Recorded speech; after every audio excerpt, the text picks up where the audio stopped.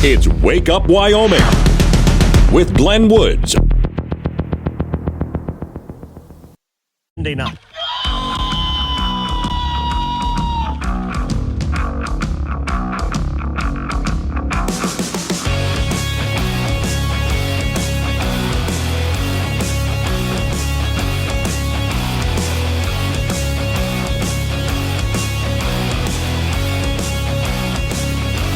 .06 time. It's Wake Up Wyoming. My name is Glenn Woods. Thanks for joining me. It is a Thursday, and I swear I can see the weekend from here. I'm checking on road conditions right now while I'm talking to you. Okay, not bad. Everything out there is on the slick side, just so you know. There's no place out there in Wyoming that isn't just a little bit suspect as far as road conditions, but they're not horrible. If you lived in Wyoming long enough, you've seen a whole lot worse than that. Where I'm at, temperatures are in the low single digits. But at least it's not horribly windy right now. Some of you are getting some wind where I'm at right now. Not horribly windy, so we're okay. Don Day's forecast, you just heard it for your local radio station. He gives updates. 6:45 is an extended update. 7:45 is with me live on the air, and he's got a lot to say about what's coming in for the weekend. At least the bad weather was scheduled for the weekend. Today's show is sponsored by Banana Scented Nose Hair Clippers. Clipping your nose hair never smelled so good. Which is why I clip my nose hairs so much more often now, because they're banana scented. Okay, I do have news stories for you here. But I decided, as I do some mornings, it gets kind of old after a while, right? All right, so let's go ahead and just dive into something else for just a minute. I came across this. Someone asked a simple question about things that are irritating. Things that people will say that just makes you roll your eyes up and go, oh, God, really? Now, we'll see. There's certain pet peeve ones of mine that might be on this list. We'll find out. I might hit some of yours. So what phrase makes you just kind of roll your eyes up in your head and go, please? Okay, how about, let's start with the big one. My pronouns are... Okay. Well, my answer to that is that's your personal thing. If you want to go ahead and call yourself that, you go right ahead.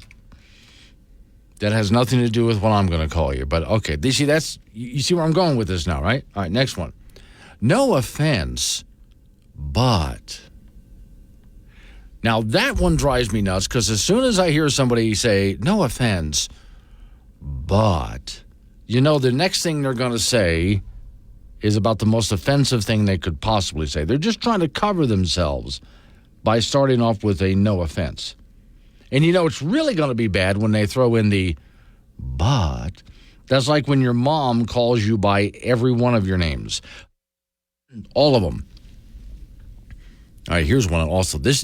A conservative audience like this will drive you absolutely nuts. Every time you hear me read the phrase common sense gun laws, the moment you hear that, you know it's not true. That's just a propaganda phrase for gun laws that lack all common sense. So far the Democrats haven't offered up any common sense gun laws. Okay. I just say one word thing. This is going to drive you crazy. Insurrection. That's one that's being used a lot these days. I mean, they're saying out there insurrection a lot. And I suppose every time you hear it, your eyes go way up probably so far up in your head they come out from the bottom up again. You keep using the word. I don't think it means what you think it means. I really don't think it does either. I've heard a lot of people use that word out of context, too. Okay. Anti-vax. Yeah. Well, in fact, that's also like saying if you're a climate denier, which there is no such thing as a climate denier, but you get the idea. All right, here's one I love when some people get into arguments, especially when you're into an argument with someone who's way on the left, but they're like hyper on the left, and everything is offensive. And they write, I'm literally shaking right now. I don't know if they are or not, but either way, I just kind of go, oh, God. Probably not. Let's see. That's because you're a insert ideology. Well, and many times, I'm more of a libertarian kind of a person. I like to say I'm libertarian-ish. But someone who starts talking to me right away while you MAGA hat wearing, that's the first thing they do these days. But besides that, I am a neocon. There's another one they love throwing out. In other words, they start tossing labels out to try to put me into some little kind of a box. But if they actually knew me, they would know that I don't think. In fact, that's another one that really gets me is when I hear someone say, I know what you're thinking. And as soon as they say what they think I'm thinking, right away I know they don't know what I'm thinking because they always get it wrong. Anytime anyone ever says to me, I know what you're thinking, they never get it right. Let's see.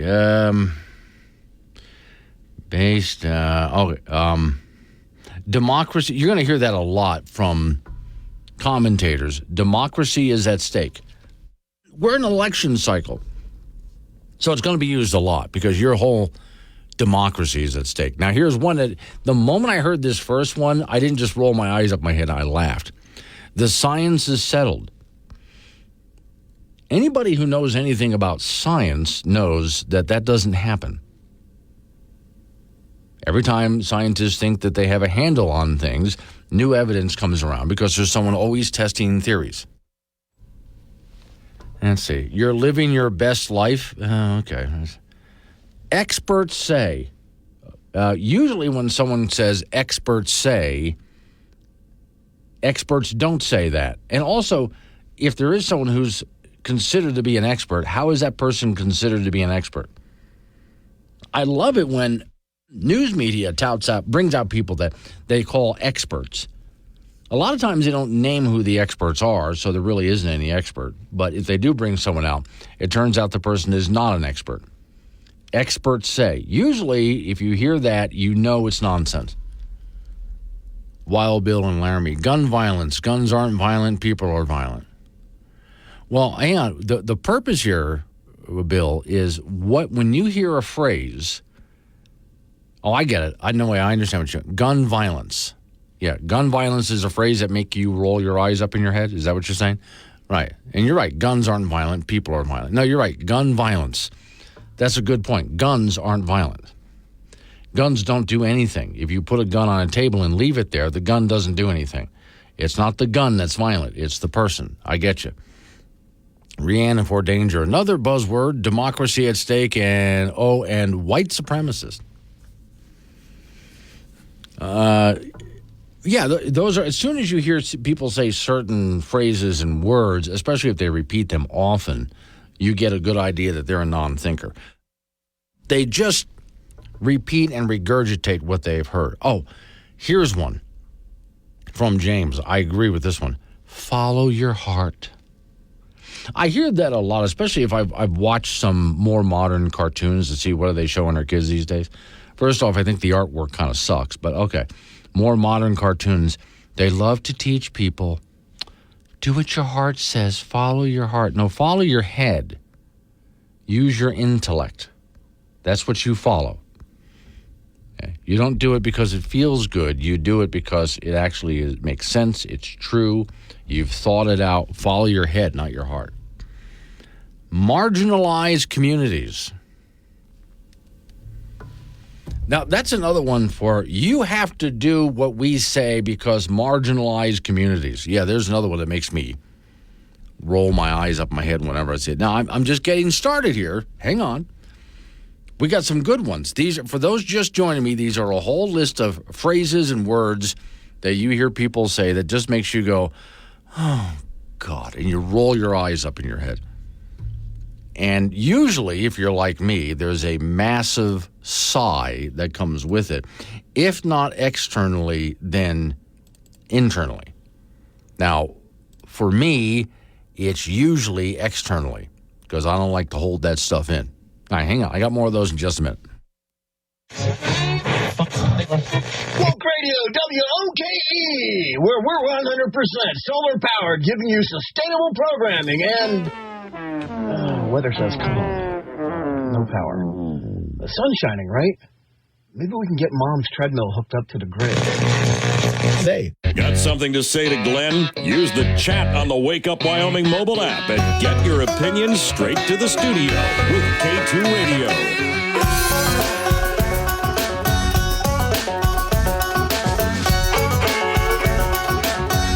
6:23 is the time to wake up Wyoming. All right, just start off with something different this morning if you're just joining us. So I'm looking at phrases here where when somebody says that word or phrase, you just roll your eyes up in your head. Sometimes you roll your eyes up so high up into your head, they come right back around and up again from the bottom.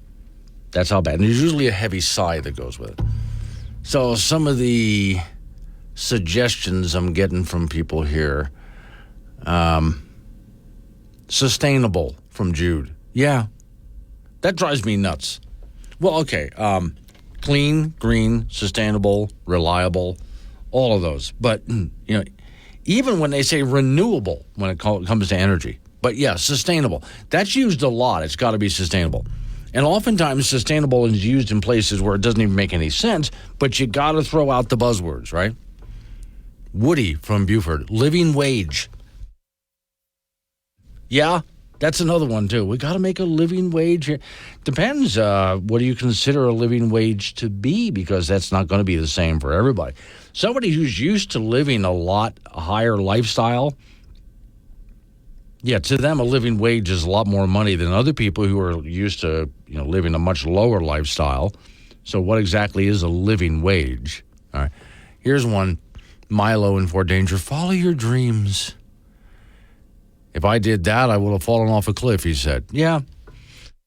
Well, that's also follow your heart. No, follow your intellect. It's like when reading Ayn Rand, love this one. It said that throughout Atlas Shrugged, she said, when the facts are telling you one thing, but your feelings are telling you something else, all right, follow the facts every time. Badger and Cheyenne, Glenn, isn't it amazing that people who have been saying we should stop labeling certain groups are now labeling people they don't like? Yes. Yes, exactly.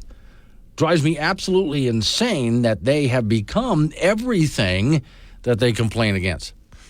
Another one from Rianne, equity and inclusion. True. Yeah, that's another one, equity and inclusion. Now, again, those are among the buzzwords that are thrown out there, which make me just go,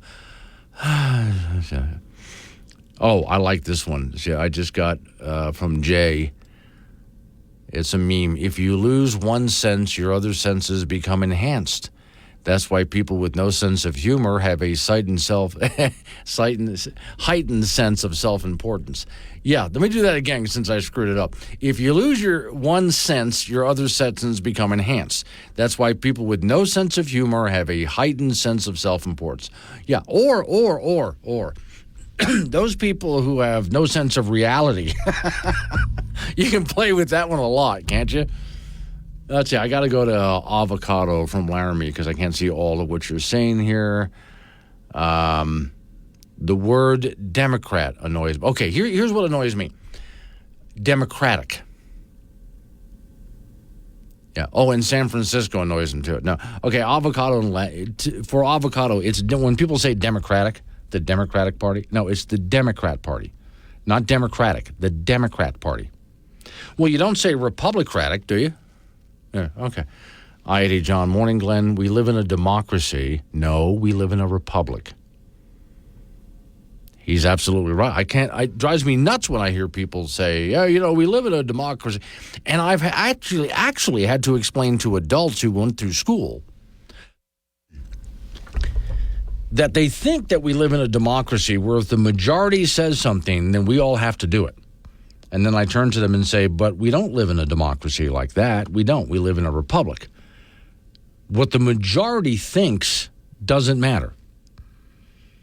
If the majority of people want to empty your bank account and give it to the poor, they're not allowed to do that.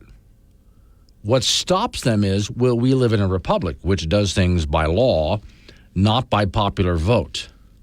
There's a difference between a democracy and a republic. So, yeah, that kind of drives me nuts, too. Let's see, a few others. Okay, here we go. White privilege. Defending democracy. That's one that's thrown out by politicians quite a bit. Resiliency, says Scotty. Isn't it just resilience when you tack a Y on? Yeah, it's resilient. They just tacked a Y onto that. Here's one we've talked about before. Irregardless. I know they put it in the dictionary. That's wrong. The word is regardless. Let's see. Equity. Yeah, equity, inclusion. Okay. Oh, I love that. Okay, Daniel, you've got it right. I'm not going to lie. Why do you have to preface it by saying that? Whenever someone says to me, well, I'm not going to lie, that tells me that a lot of times they do lie, but this time they're promising not to. Jeff says non-binary. Okay. Common sense. Yeah. A lot of times when people say common sense, it doesn't make sense. It depends on how they use that. Susie says, we're all in this together. No, we're not all in this. Good luck with that. Coming up on, I got a whole bunch more, but a fire pit poll. The word fair. Yes, fair. In fact, let's include fair with inclusive. It's fair and inclusive. Those words like that people use to try to manipulate you into doing what they want. Coming up on some local news update on your weather forecast after that, and I have a bunch more of these. Hang on. It's Wake Up Wyoming.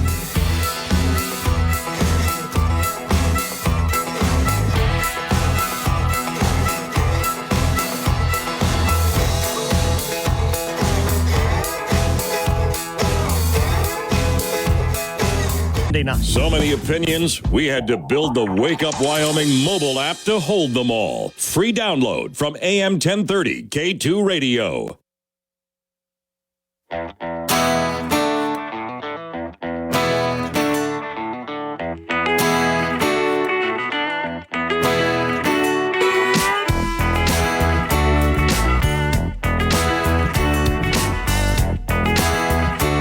Six the time. It's Wake Up Wyoming. All right, again, for those people just joining me. So I decided to do something a little bit different. And here's a bunch of words and phrases that make people's eyes just kind of roll up in their head. You know, whenever I hear someone say sustainable, for example, that's a buzzword today that's used for a lot of different things.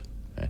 Whatever word or phrase makes you go, oh, here we go with this again. All right, so Jim, he writes, what bothers me most is whenever a liberal opens their mouth, you can rest assured that whatever comes out of their mouth is either a lie or it's an accusation towards a conservative. Well, yeah. I think, you put it up on the Facebook page too? Thank you, Mary. We'll get some more out of that. Okay, so if it's an accusation toward conservatives, you can bet they're doing it tenfold. Every term or phrase they use is used to divide. Now, actually, I'll give them something on that. There are certain people out there, as in certain political movements especially, not just liberals, but certain political movements. Especially, I've noticed, Jim, you've probably noticed this too. When people talk about ending divisiveness and being inclusive and bringing us together, in order to do that, they always have to start to marginalize certain people and exclude certain people. So we're all going to come together and kumbaya, except you people. You're not allowed in our group. But everybody else, it's all inclusive, and except you people. Yeah, that happens a lot. Let's see. More words and phrases. Bro. Okay. Trina doesn't like when people go, bro. Let's see. Truth to power. Oh, okay, that's a good one. Speaking truth to power. And oftentimes that comes without a definition to it, which is what gets me. I hate it when someone uses a word or a phrase and they don't decide. Oh, here, I got one for you. This one drives me nuts. Every so often I see a sign that says, love is love. And that makes me roll my eyes up in my head because they didn't define their terms. I've said this before. You cannot define a word by using the same word. So the example I came up with, I'm going to invent a word. Snorkel whacking. Interesting. So what is snorkel? I bet you would love to know what snorkel whacking means. Well, snorkel whacking means snorkel whacking. Did I just explain it to you? No, because I cannot define a word by using the same word. So to say love is love doesn't mean anything. I don't know what you're talking about. You have to use other words. At least one other word, but preferably other words. Love is what? What are you talking about? That one just drives me absolutely crazy. All right. Let me see. Spectrum content. Some of these are a little too long.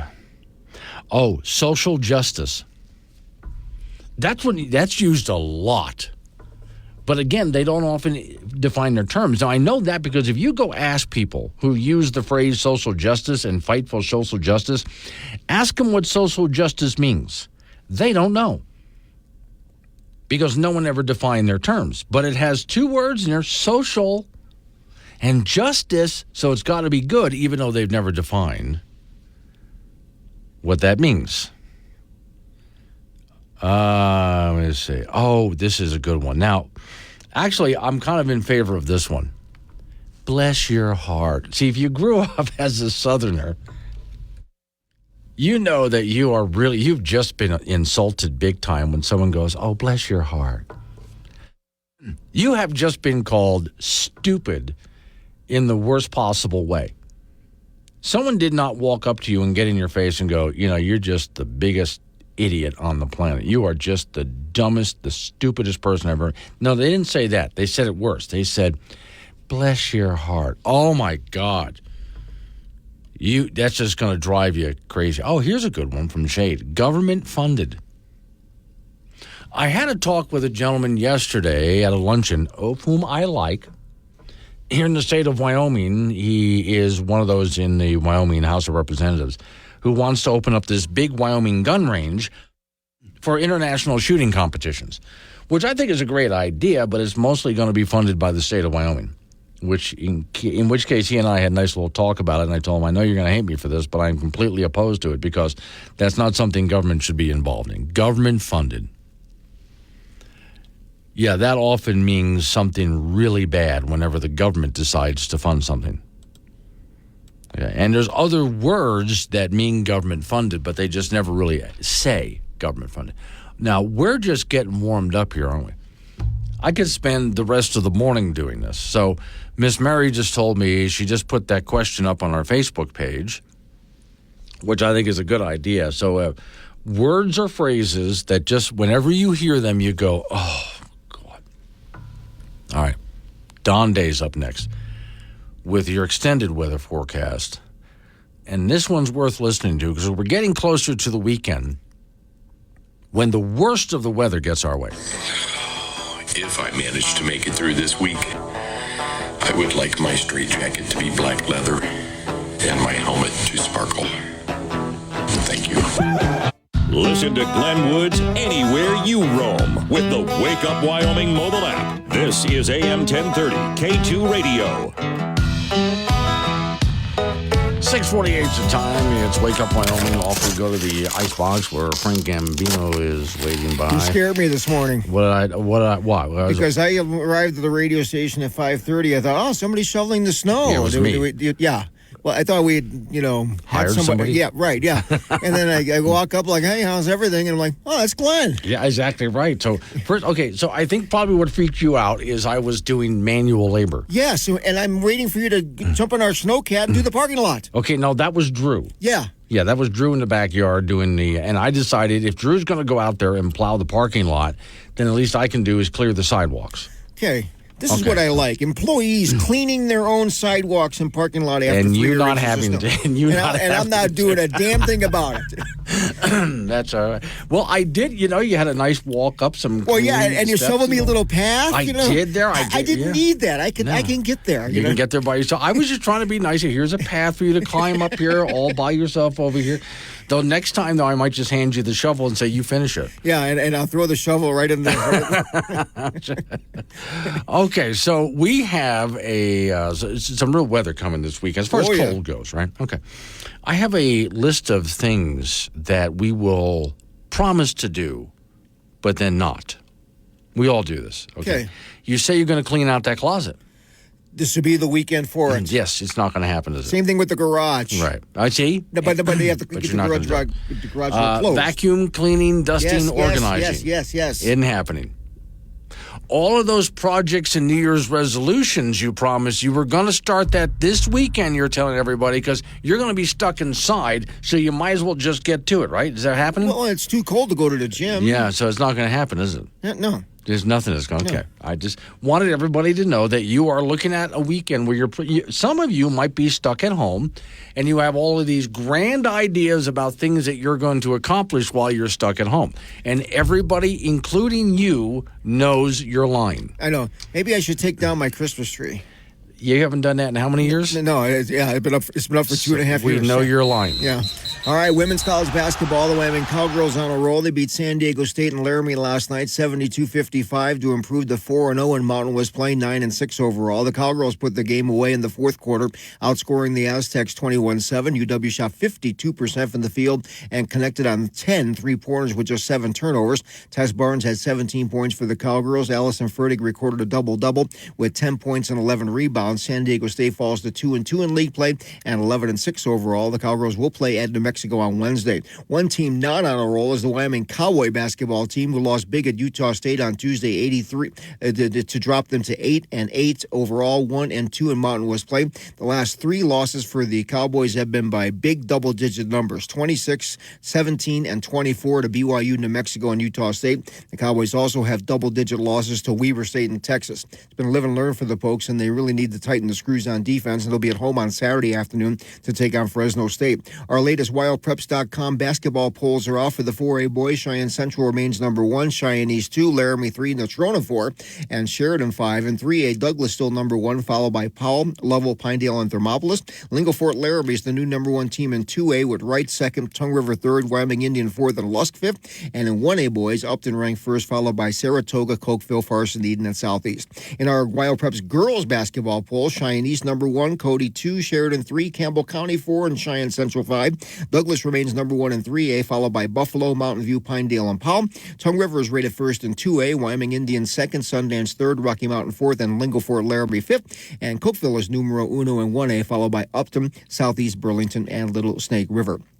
Our Wild Preps athletes of the week have been announced. For the boys, it's Lingo basketball player Brady Cook, who averaged 22 points a game in the 2AE SmackDown tournament over the weekend. The girls' winner was Cheyenne South wrestler Trinity Warner, who won the 106-pound weight class at the Douglas tournament over the weekend. Nominations for the next athlete of the week starts tomorrow at 5 p.m. and concludes Monday at 9 a.m. And log on to wildpreps.com or the Wild Preps app to get started. The high school alpine skiing event scheduled for today and tomorrow on Casper Mountain has been postponed to the upcoming gnarly weather conditions. It'll be rescheduled for January 25th and 26th. That's it in sports. So it looks to me, weather-wise, so far, any team that wanted to get into town this weekend is where you are is probably going to be in town. Well, you would hope. I haven't checked whiteout or anything or what's going on, but I'm sure these schools have been checking it almost every half hour. Right, you know? Yeah, I'm sure they are. Yeah, okay. Well, so far things look sketchy, but by Wyoming standards, that's good. Yeah, because, there's some big events. Yeah. Casper's a huge indoor high school track meet coming up on Saturday.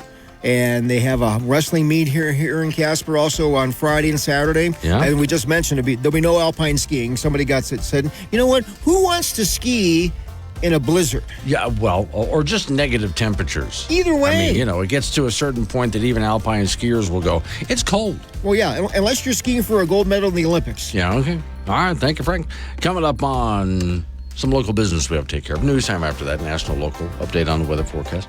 You and I get back into it after that. 888-97 Woods, the phone number. Wake up, Wyoming.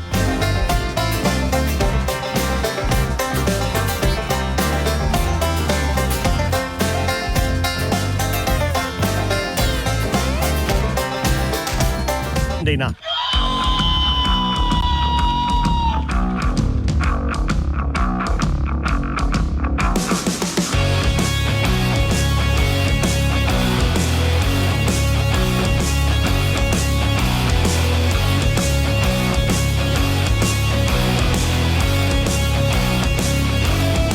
.06 the time. It's Wake Up Wyoming. I got some real news stories for you this time. For those just joining me, first hour of the program. And you can still do this, by the way. I was just throwing out, and other people were offering up, words and phrases that just make your eyes roll up in your head. Like sustainable. Things like that. Think of words and phrases that you hear that make you just go, oh, God, this again? Yeah, okay. And toss those my way. You can use the Wake Up Wyoming app. And for those on Facebook, Miss Mary went to the Wake Up Wyoming page and posted it as a question. So you go ahead and answer that. Meantime, though, there's something I've been working on for a couple of days and almost a week now. I just wanted to get the argument right in my head. And I posted it on the Wake Up Wyoming site. We'll look at it next. Today's show is sponsored by banana-scented nose hair clippers. Clipping your nose hair never smelled so good. And for those people who don't often clip their nose hairs, but they should, it makes you want to do it more often, frankly. Warning, this show contains reference to guns, liberty, limited government, low taxation, the cult of climate change, free thinking, cigar smoking, short people, rubber chickens, Karen's bureaucracy, liberal buzzwords, tour runs, traffic, toilets, terrible jokes, and more. No apologies will be issued. Guest callers may express any opinion they want without fear of being canceled. Unless you're a loudmouth jerk like Dave, then Glenn will hang up on you. Strap in, hold on to your coffee, and feel free to participate. This disclaimer does not refer to every person named Dave, just one particular Dave from San Francisco. We know a lot of Daves. They call this show all the time, and they're great people. So don't call this program and complain that we use your name. That would be a real Dave move, Dave. Okay, so a little while ago, the Governor Gordon, of course, and his office started to put out a campaign along with some other groups in Wyoming calling for an all-of-the-above approach to energy. And I thought, I know the argument against this, but I wanted to make sure I said it as clearly as I could so they understood what I was saying. I know you guys, most of you people out there will, but an all-of-the-above approach to energy sounds so good that Wyoming should be involved in an all-of-the-above approach in energy. But I look at this and understand that's not a good idea. If you're wondering why, here we go. What I'd like to do is get government out of the energy industry. Like I want government out of all sorts of different industries. So let's take a look. And here's an example that I used. Let's go to a communist country. Right? In communism, they decided that they were going to make sure people had enough bread. And so they took over the bread industry. Well, they took over every industry, but let's focus on bread. The result of that was they decided what kind of bread people should be eating. That was their decision. It wasn't up to the people to decide what kind of bread they wanted. The government decided you need to eat this kind of bread. And a loaf of bread is going to look this big and weigh this much. They decided every little thing about a loaf of bread. And the result was they didn't make enough bread to satisfy. They couldn't make enough bread to provide bread for the people. And the cost of bread was outrageously high. Also, the bread they did produce sucked. So they made horrible bread that was not good for the people and never produced enough of a supply to feed all the people. And the price was outrageously high. This is typical of what happens when government gets involved in something. And I can do the same thing for government getting involved in healthcare.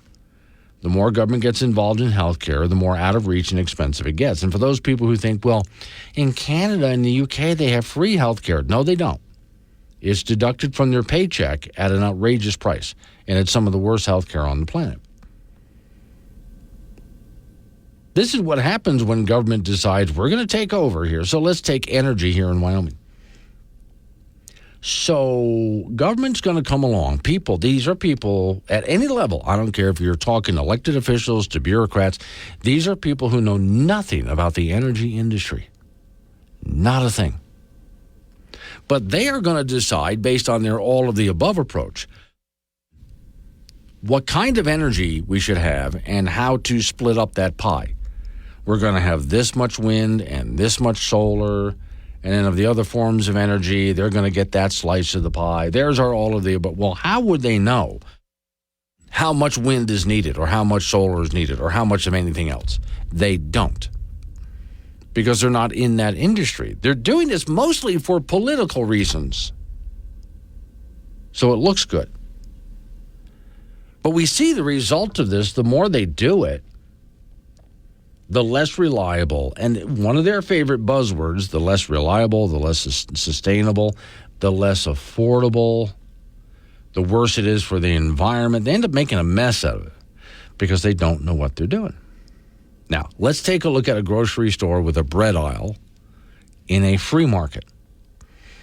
If you go to a grocery store in America, walk down the bread aisle, it is jam-packed full of bread.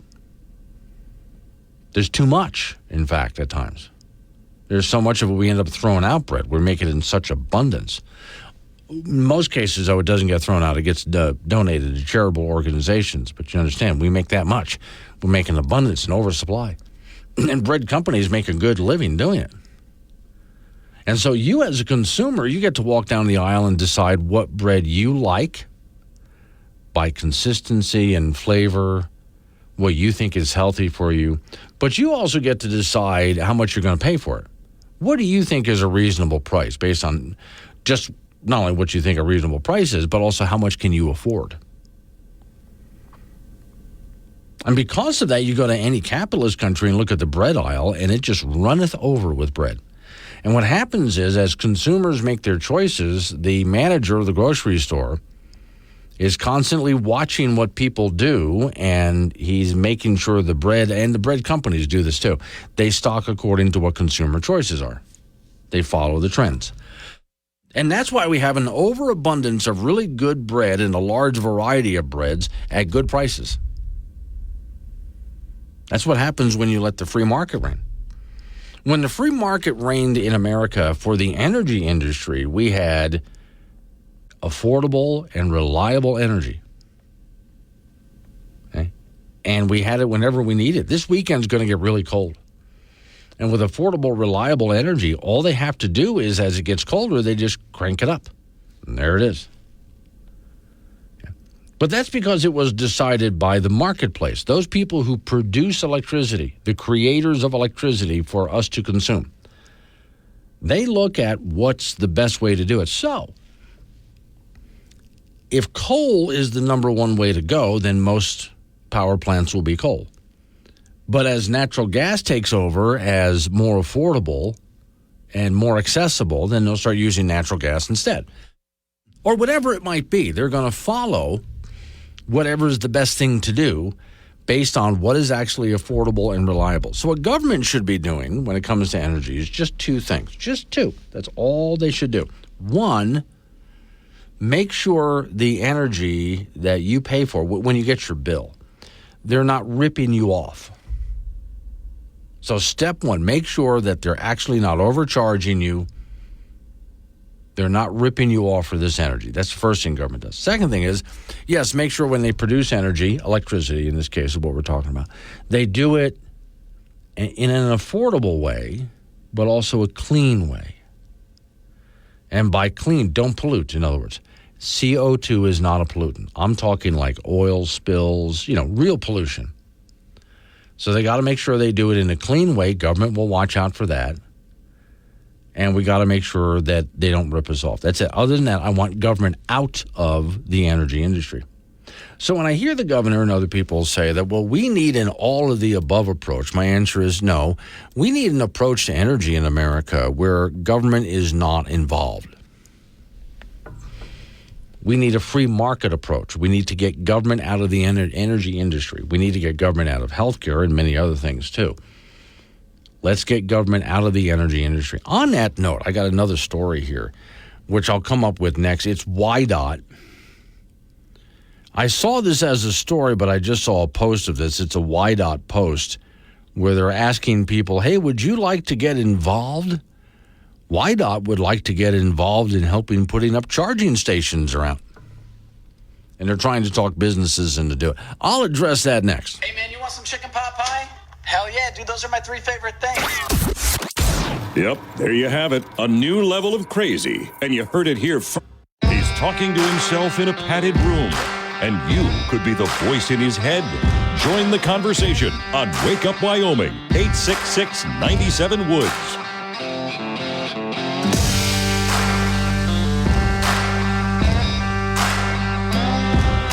7:21's the time. It's Wake Up Wyoming. All right, so I just got done answering Governor Gordon and some other people who say we want an all-of-the-above approach to energy in Wyoming. No, we need to get government out of energy. Government should not be deciding what percentage of energy is wind or solar or coal or gas or whatever. The marketplace needs to decide that. We don't need all of the above approach to energy. We need the energy sector, electricity in this case, to decide what is best for business. It's called the free market. Get government out of energy. Other than making sure they're not ripping us off and to make sure they're not polluting. And CO2 is not a pollutant, so don't worry about that. I mean real pollution. All right, now, there's this story. Now, I did see the ad that YDOT put up, but I'm going to go to the Cowboy State Daily article. So a while back, I was telling you that the federal government had dropped some money on Wyoming and was encouraging Wyoming to go around the state and put up EV charging stations. They wanted them about every 50 miles, which means the people in D.C. who wanted every 50 miles obviously have never been here, because if they've been here, they would see how that's not possible and why. And when officials from Wyoming try to make the argument to the federal bureaucrats, that's not possible out here. Nope, you're going to do it. This is what we're dealing with. So here's where YDOT took the federal money, which they shouldn't have done, and they went around trying to get businesses to put up EV charging stations. And it wasn't really going all that well. A few places bit, but most places they looked at the deal and went, so wait a minute. You helped me to set it up, but eventually it's my responsibility, and these things are not profitable, and no, this doesn't work out. Now, Wyoming quit handing out the money, the state of Wyoming, because it was a bad deal. If these charging stations break down and no one repairs them, and let's look at it this way, a business owner would not repair a charging station for a couple of different reasons. If it's not making money, if it's actually losing money and it breaks down, why would he repair it? To lose more money? If it's breaking even financially and it breaks down, why would he repair it? So he loses money on the repair to repair something that's breaking even. He would see, that's how business owners make decisions. This thing isn't profitable, so I'm not doing it. So the state of Wyoming found itself in a bad spot, because if charging stations start going dark, then the federal government wants that money back.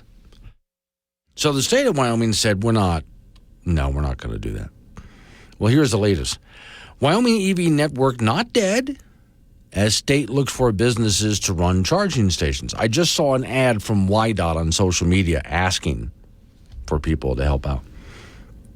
Story says, while there are plenty of spots to pump gas along a 250-mile stretch of Interstate 80 from Rock Springs to Cheyenne, albeit space to park quite a bit, there may be places for drivers of electric-powered-up cars to juice up. A federally funded program to build electric vehicle charging stations across Wyoming may get a jump start, since it's been placed on life support since last spring. Last May, the program was placed on hold over concerns the state could be stuck with a hefty bill if those stations are left abandoned, and that's about $24 million. Now, before I get into that, into the rest of this, what's happening, I want you to think about it. With gas-powered vehicles, filling stations just started popping up all over the place. Even in states like Wyoming, filling stations just started popping up all over the place without any government subsidies, because it was profitable. Now, they can't get people to buy an electric vehicle unless there's heavy tax breaks from the state and the feds, and then there's subsidies on top of that from the state and the feds.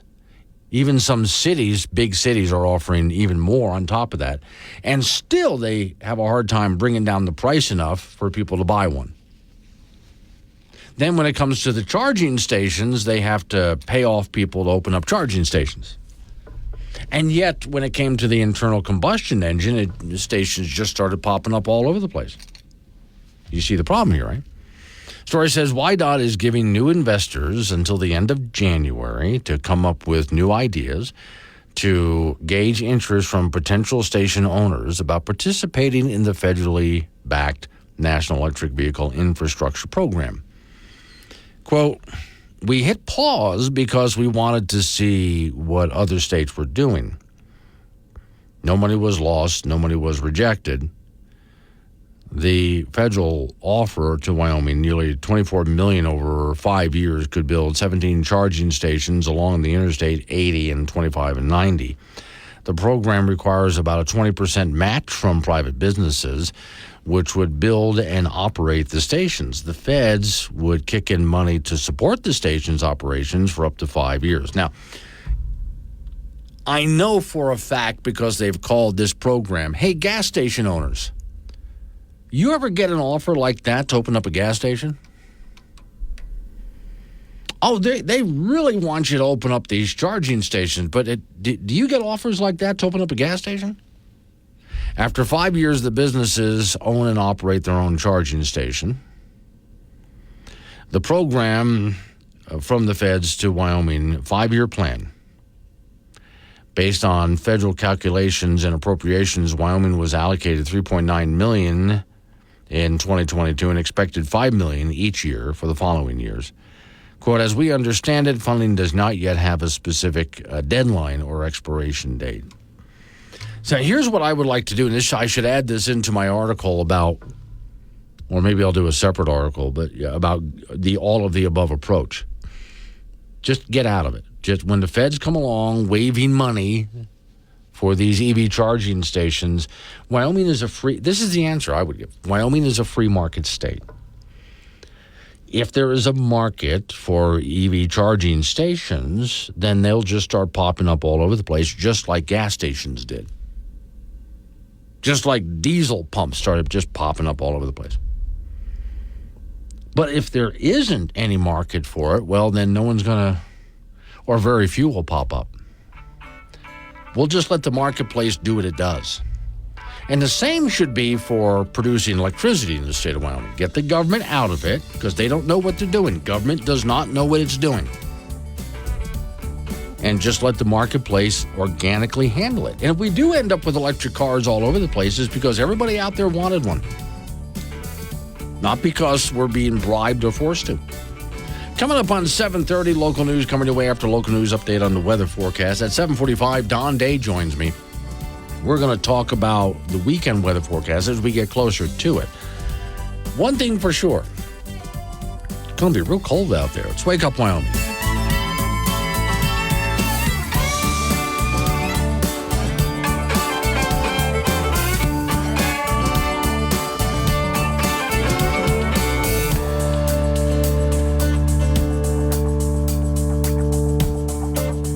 Sunday night. You asked for an expert. We didn't have the budget for that. Wake Up Wyoming with Glenn Woods. Weekdays 6 to 10 a.m. and 24/7 on the Wake Up Wyoming app. 7:36 the time. It's Wake Up Wyoming. All right, a couple of things for you before we get to Don Day. And I got to hear this here. I'm not going to be able to listen to this right now. On the ridiculously large television that I have in front of me over here, there's it's going to be a panel discussion. And it says, Ron DeSantis and Nikki Haley to speak at Renewable Fuels Association. Well, first off, there's renewable fuel is a lie, but okay. I mean, I would be interested to see. So they're going to sit in front of that group and have a conversation? I'd love to hear what they have to say. Because were it me running, I would go, I don't want to help you guys other than just let the free market do what it does. And if it works out for wind and solar, that's cool. Other than that, just stop. I'm not going to subsidize this. That's what I would say anyway. But all right. Completely separate question here. I came across this headline for you parents out there, especially the moms. Headline, suddenly breastfeeding is problematic. Story says, I suppose it was inevitable given the current state of craziness in the world, so perhaps we should have seen this coming from the origins up until the invention. Yeah, okay, it goes on and on. It's understand that mothers nursing their infants by breastfeeding them is probably the best way to go. It was literally the most natural thing in the world for all the health benefits and so on. But we're living in the 2020s now, and everything that used to taking concern, sensibility now, is now problematic. So here's the exact quote. Let's see who this is from. Yeah. Okay. Matt Morges reports. This is from Academia. I'm looking for exactly from where, but okay. It says, quote, "We are concerned about breastfeeding promotion that phrases breastfeeding as a natural way to feed infants," wrote Jessica Morcelli of the University of Pennsylvania and several others at different universities. Quote, "Promoting breastfeeding as natural may be ethically problematic and even more troubling. It may bolster the belief that natural approaches are presumptively healthier." Oh, okay. I'll let you ladies and just parents in general help me out on that one.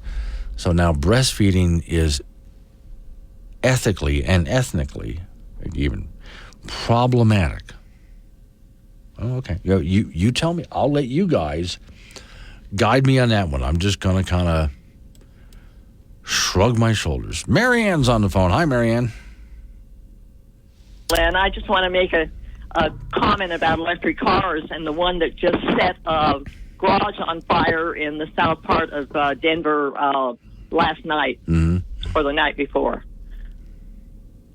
So this is the electric car, the battery caught fire. Yeah. Okay, and it was a mucky muck car. It wasn't like one of these cheap, they're all expensive electric, but this was, and so the firemen, when they were interviewing the firemen, the comment was this, well, these cars are setting fires all over the world. Yeah. In fact, when it comes to the big ships that come across the ocean delivering electric cars from other countries, there's special care that's taken because if one of those cars on one of those big ships full of cars catches fire, and what do? Sink the ship to put out the fire? I mean, that'll just rage on forever. Exactly. Yeah. You can't trust them. No, they have not been out long enough to. They've got all kinds of faults, and nobody is raising the red flags. Yeah. Yeah, about this. I read there's even some ports with those big ships that are saying, we really don't want to just let you guys in until we're sure you're not going to catch fire and set the port on fire. So, okay, yeah, there have been some problems with electric vehicles. And for those who are a little confused, gas cars catch on fire. Yeah, but not while you're sleeping in the middle of the night. Just, the car's not even running, and it just catches fire. Exactly, and if it fills, the house, the people woke up in time to get out, yeah. so on and so forth, but it was filled with smoke. Yeah, okay. And took an enormous amount of water to put out. Oh, you got to love it. Yeah. Thanks, All Glenn. All right, sure. Okay. So that's Marianne from Wheatland on electric cars. And, yeah, petroleum cars and diesel vehicles, they catch fire too, but not just spontaneously while you're sleeping in the middle of the night. That's a bit of a different problem there. So for those people who are proponents of electric vehicles, there are some good things about them. I mean, if you want torque, when you step on the pedal, I can't say gas pedal, it's not a gas pedal. When you step on the pedal to go, boy, you go. Yeah, I mean, the performance outperforms any gas vehicle. It really does. But there's many other problems that have to be solved. Batteries are part of it, but many other things as well. All right, so this weekend is going to get really cold. Let's get some of the details as we get closer to it. Don Day's up next week. Where Wyoming comes to talk. This is Wake Up Wyoming with Glenn Woods on K2 Radio. Be part of the show at 888-97-WOODS.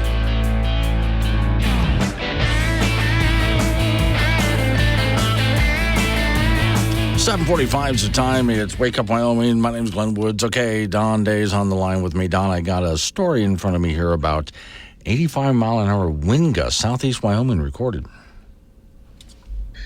Yeah, a lot of wind with that high wind warning that we saw over the last 36 hours or so. Now, winds since then have died down, but we've got everything, Glenn. We got high winds, we got snow, we've got wind chill advisories, wind chill warnings, blizzard warnings, winter storm warnings. You take it, we've got everything. Okay, so that's what's kept you busy the past couple of days, huh?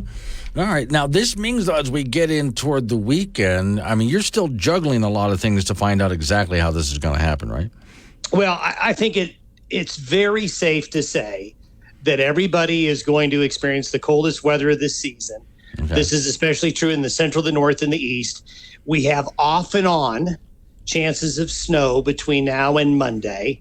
The focal point of the heaviest snow will stay in the high country. But especially tomorrow and into the weekend, we're going to see sort of that I-80 corridor area from Evanston to Cheyenne having the best chance of accumulating snow, lighter snow elsewhere.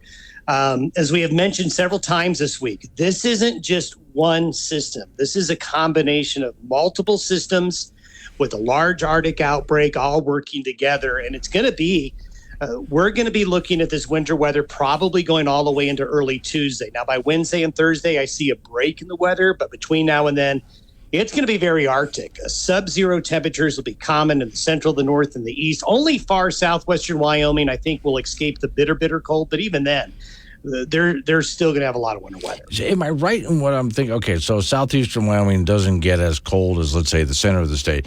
But doesn't the southern part of the state get more snow? That's right. Okay. And reason for that is that I-80 corridor stretch is going to see some Pacific moisture overrunning the Arctic air. So there's going to be variety to the weather. One size does not fit all with the forecast between now and Monday, but everybody, it's like Oprah when she gave away the cars. You remember? Oh, yes. Everybody gets. Yeah, everybody gets some. Don Day made an Oprah Winfrey. Mark down this date and time in history. Okay, so I know. Are you going to give up? Sometimes you do this when we get some, pretty good weather through. Maybe toss in a special weekend forecast on your podcast. I probably will be doing that Saturday morning. Yes. Yeah. Okay. That seems to make a whole lot of sense because again, so many things are changing. I guess we know it's going to be miserable. Your exact details may vary.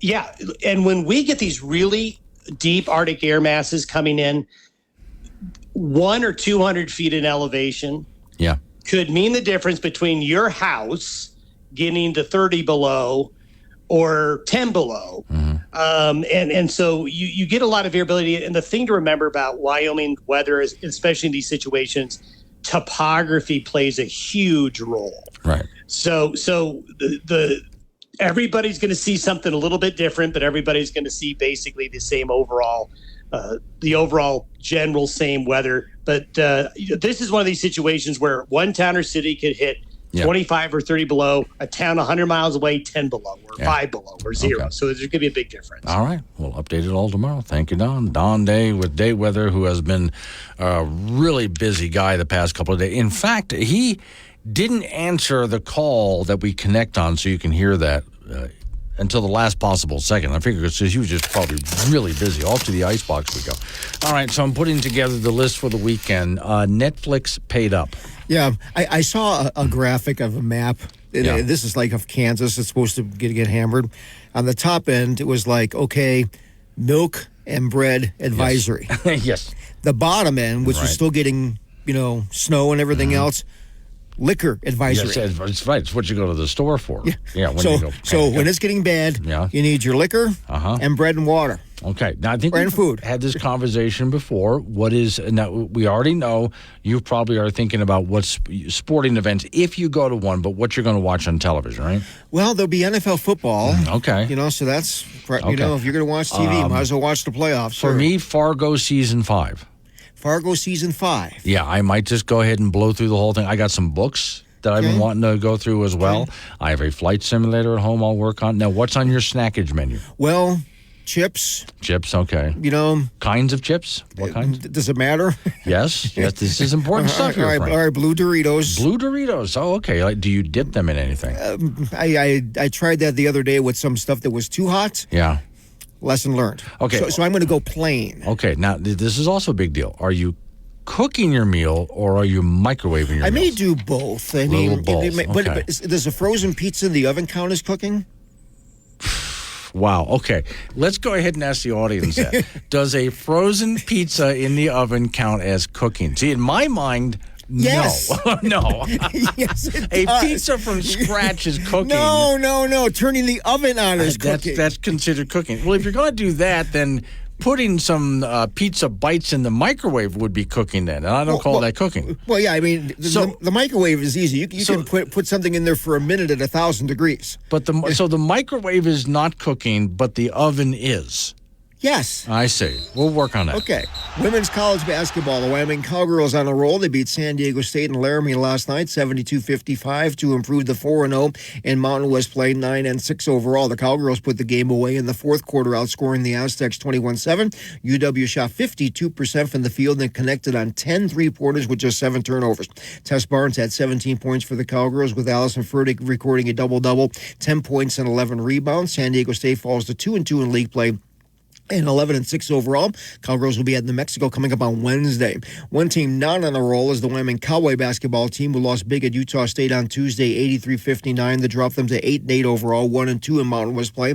The last 3 losses for the Cowboys have been big double-digit numbers, 26 points, 17 and 24 to BYU, New Mexico, and Utah State. Cowboys also have double-digit losses to Weber State and Texas. It has been live and learn for the Pokes this year, and they really need to tighten the screws on defense. They'll be at home on Saturday afternoon in Laramie to continue Mountain West play, taking on the Bulldogs of Fresno State. Our latest WildPreps.com basketball polls are out. In 4A boys, Cheyenne Central remains number 1, Cheyenne East 2, Laramie 3, and Natrona 4, and Sheridan 5. In 3A, Douglas still number 1, followed by Powell, Lovell, Pinedale, and Thermopolis. Lingo Fort Laramie is the new number 1 team in 2A, with Wright 2nd, Tongue River 3rd, Wyoming Indian 4th, and Lusk 5th. In 1A boys, Upton rated 1st, followed by Saratoga, Cokeville, Farson, Eden, and Southeast. In our girls Wild Preps basketball poll, Cheyenne East number 1, Cody 2, Sheridan 3, Campbell County 4, and Cheyenne Central 5. Douglas remains number 1 in 3A, followed by Buffalo, Mountain View, Pinedale, and Powell. Tongue River is rated 1st in 2A, Wyoming Indians 2nd, Sundance 3rd, Rocky Mountain 4th, and Lingo Fort Laramie 5th. Cokeville is numero uno in 1A, followed by Upton, Southeast Burlington, and Little Snake River.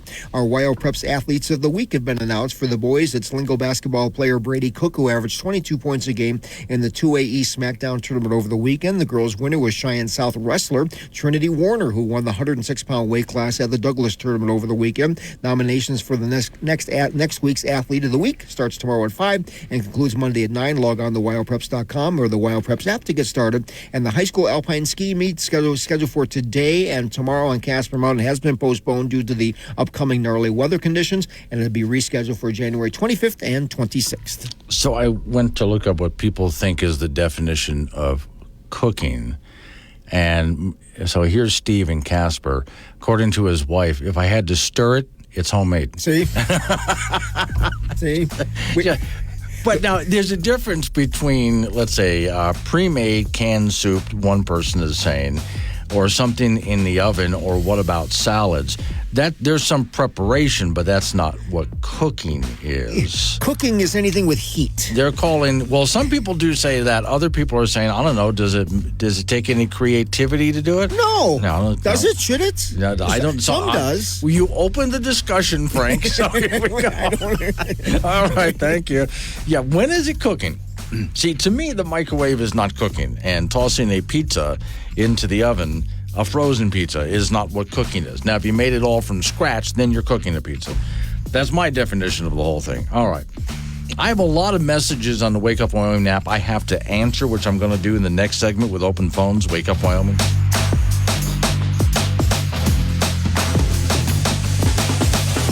Sunday night.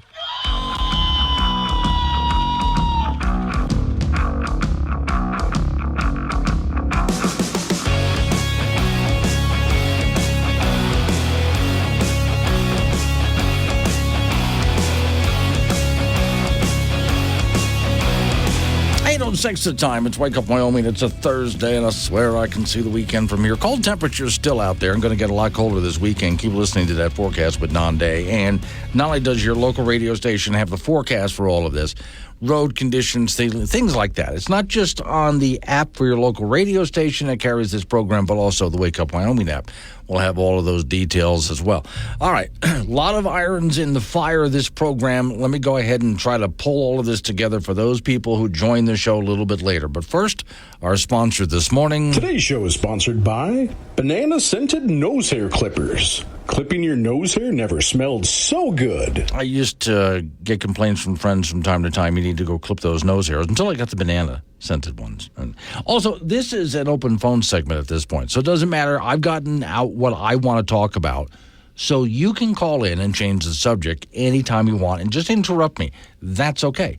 888-97-WOODS. That's 888-97-WOODS. Warning. Wake Up Wyoming is about to enter daily open phones. This means that anyone will be allowed to call in and talk about anything. I mean, imagine if we actually allowed you on air to say anything you wanted. Scary, right? Well, we're just that brand of crazy. If you are offended by what other people think, then maybe you want to tune out right about now. Just saying. If you should choose to call, just remember, the more funny and interesting you are, the longer Glenn will keep you on the line. Obnoxious jerks will be hung up on. Dave, all right, strap in, and let's do this thing. 888-97 Woods, a phone number. That's 888-97-WOODS. So I started off early this morning, and you can jump in because I got a lot of help from people, mostly off the Wake Up Wyoming app, which, by the way, free to download at your app store. And when you open it up, look for the chat option. It's in the middle there, and just where the toolbar is, just touch chat, and you can send me text messages. So what sort of words and phrases are used a lot today that makes you just roll your eyes up in your head and go, oh, God? Like, for example, if somebody says, my pronouns are, which, and my answer to that is you can call yourself anything you want. You go right ahead.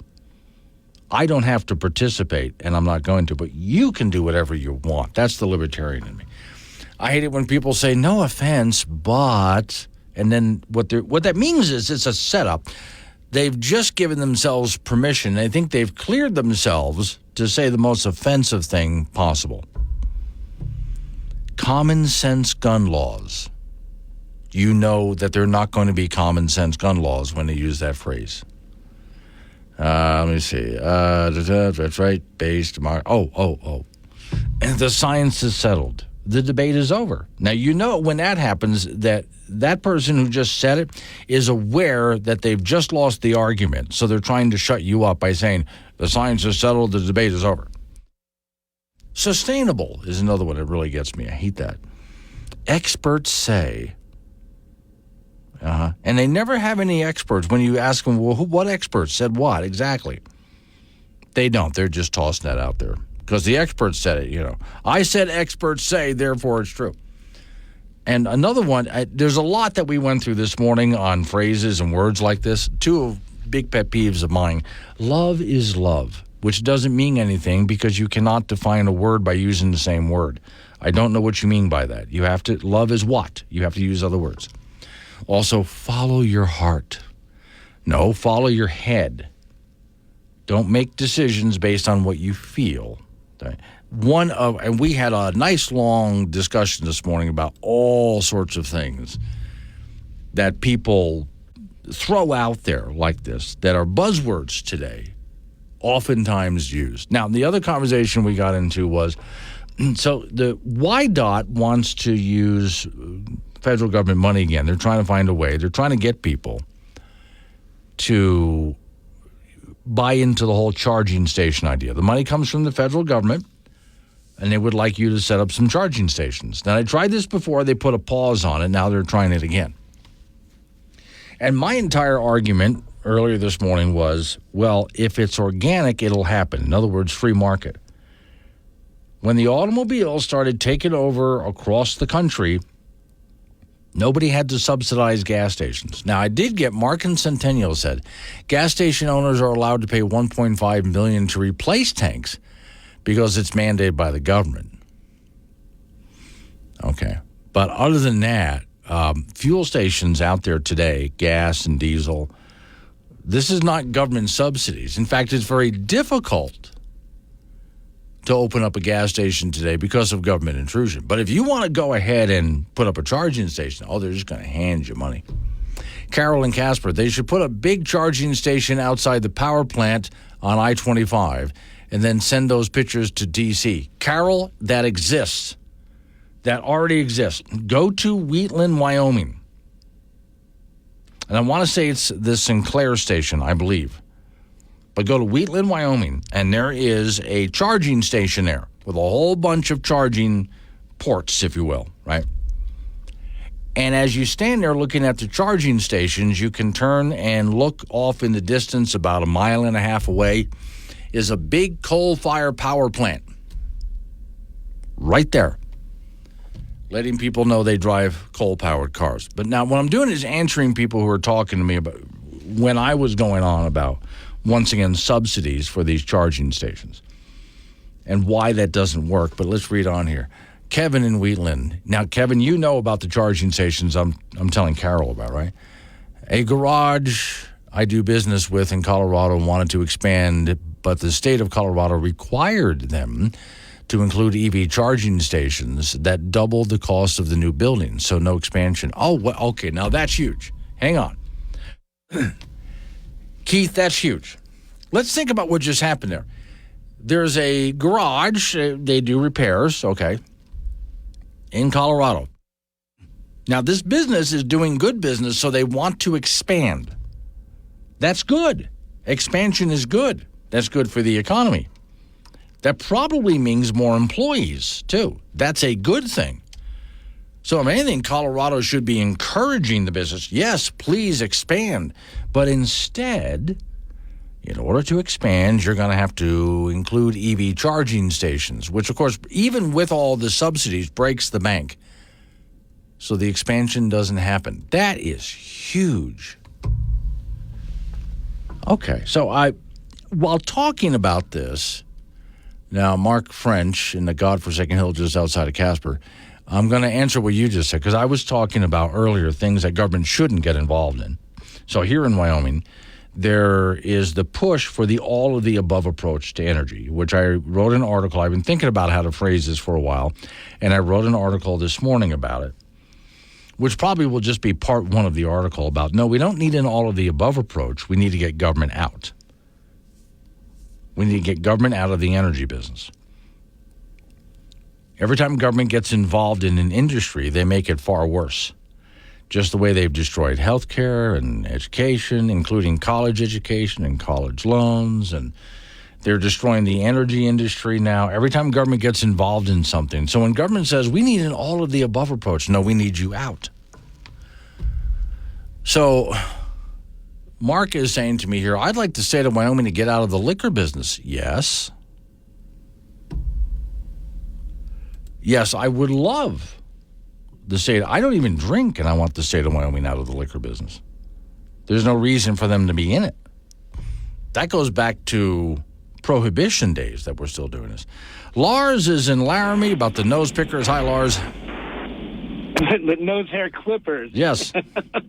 Yeah, my dad's a Wyoming author, Gene Sterling, out of Sheridan, and he had a story that he submitted to Louis L'Amour magazine called "The Nose Sooner," and it's about those nose hair clippers. Oh, okay. I don't know if you've seen them. The old style, they were kind of a cylinder, and on the top they had the little rotary blade. Oh, yeah, I have seen those. Yeah. And they were battery powered. Uh-huh. And so basically the story is about him turning that on, getting it inside of his nostril, and the batteries went dead right as they grabbed hold of all the hair. That causes a lot of eye watering. Oh, yeah. Well, no. And he's never told me if this was a true story or not. Right. But the only thing he could do was yank it out of there with all the hair stuck in it. There's people right now going, ooh, because everybody at some point has had to pull that nose hair. Absolutely. And they've never wanted to do it I thought again. you'd find that funny. It is funny. All right, thanks, Lars. I appreciate it. See, the kind of conversations we get in, never let it be said that this show is not educational. Over the last few days, there's been large protests over the protection of the local woodland. Today, we're joined by one of the hippie freaks responsible. Larry, have you ever thought about getting a job? No, jobs are for people who work. I understand your organisation is trying to protect natural resources, but my question is, would it really kill you to take a shower? You see, showers take water away from nature, so we try to avoid it. All right, sounds very similar to how the rest of the population tries to avoid you. Oh, yeah, right on. So is there anything you'd like to say to the general public? Fight war with love. Yeah, because as we all know, love is an AK-47's one weakness. Also, you have to remember, trees are people too. It's really strange. I've just got the sudden urge to punch you really hard in the face. Oh no, heavy. Yep, there you have it. A new level of crazy. And you heard it here first. Covering world-ending catastrophes for years to come. It's Wake Up Wyoming with Glenn Woods. Find content, chat live, and listen on demand on the Wake Up Wyoming mobile app. 8:22 is the time. It's Wake Up Wyoming. 888-97 was the phone number. 888-97-WOODS. So a couple of responses from Colorado. RH is in Wiggins, Colorado. Now, this has to do with the charging stations. And RH, I think you have really just a great idea here. I like where you're going with this. But first, let me get to Luke and Cheyenne. Morning, Luke. Good morning, Glenn. Yes, sir. I just wanted to comment on the electric vehicle topic you've been discussing. I read an article a couple of weeks ago. I don't know if you've heard this, but I think it was in Oklahoma. Some insurance companies have decided they're not going to insure these vehicles because, as you know, I mean, you get in a collision with a gas vehicle, and you may, they've got to run their calculation to decide if the car's totaled or what it's going to cost to repair. But you can have a fender bender with an electric vehicle, and if that battery's destroyed, you've just bought the car. The whole thing's done. Okay. So it's easier. So, I mean, at some point. So what you're saying, I've heard that they weren't going to insure some of these vehicles, but basically what you're saying is it's easier to total an electric vehicle than an internal combustion engine. Well, yeah, just because of the cost of the battery, it's so high that it's changing the whole calculation. And I think, one irrefutable law of nature that you and I both know is that insurance companies are not going to lose money. Right. Yeah, that makes a whole lot of sense. And what happens at some point is the government now going to have to subsidize the insurance companies to be able to be willing to insure the vehicle. I mean, where does this thing end? Yeah, and I don't doubt that they would, too, just to make sure that you bought them. Or pass some kind of a law to say to insurance companies, you have to insure them whether you like it or not. Right. Yeah. But again, it goes back to your argument. If we have to try this hard, if we have to put this much money into getting people to adopt something, the free market hasn't sorted it out yet. So get out of the way and let them figure it out. Yep. All right. Thanks for calling. I appreciate it. And that goes back to what, RH says in Wiggins, Colorado. He said, referencing electric cars and charging stations, subsidizing any product with government money, confiscated earnings from us, incentivizes producers to not improve the product with more research and development. I'm going to get back to that in just a minute. Brent Bien is on the phone. Brent, hi, how are you? Hey, Glenn, it's Brent Bien here and Rich Weber, and we're up in Lander. How are you doing? Very good. So how's Lander up there? Because it's freezing down here. Well, it's a little chilly up here right now, too.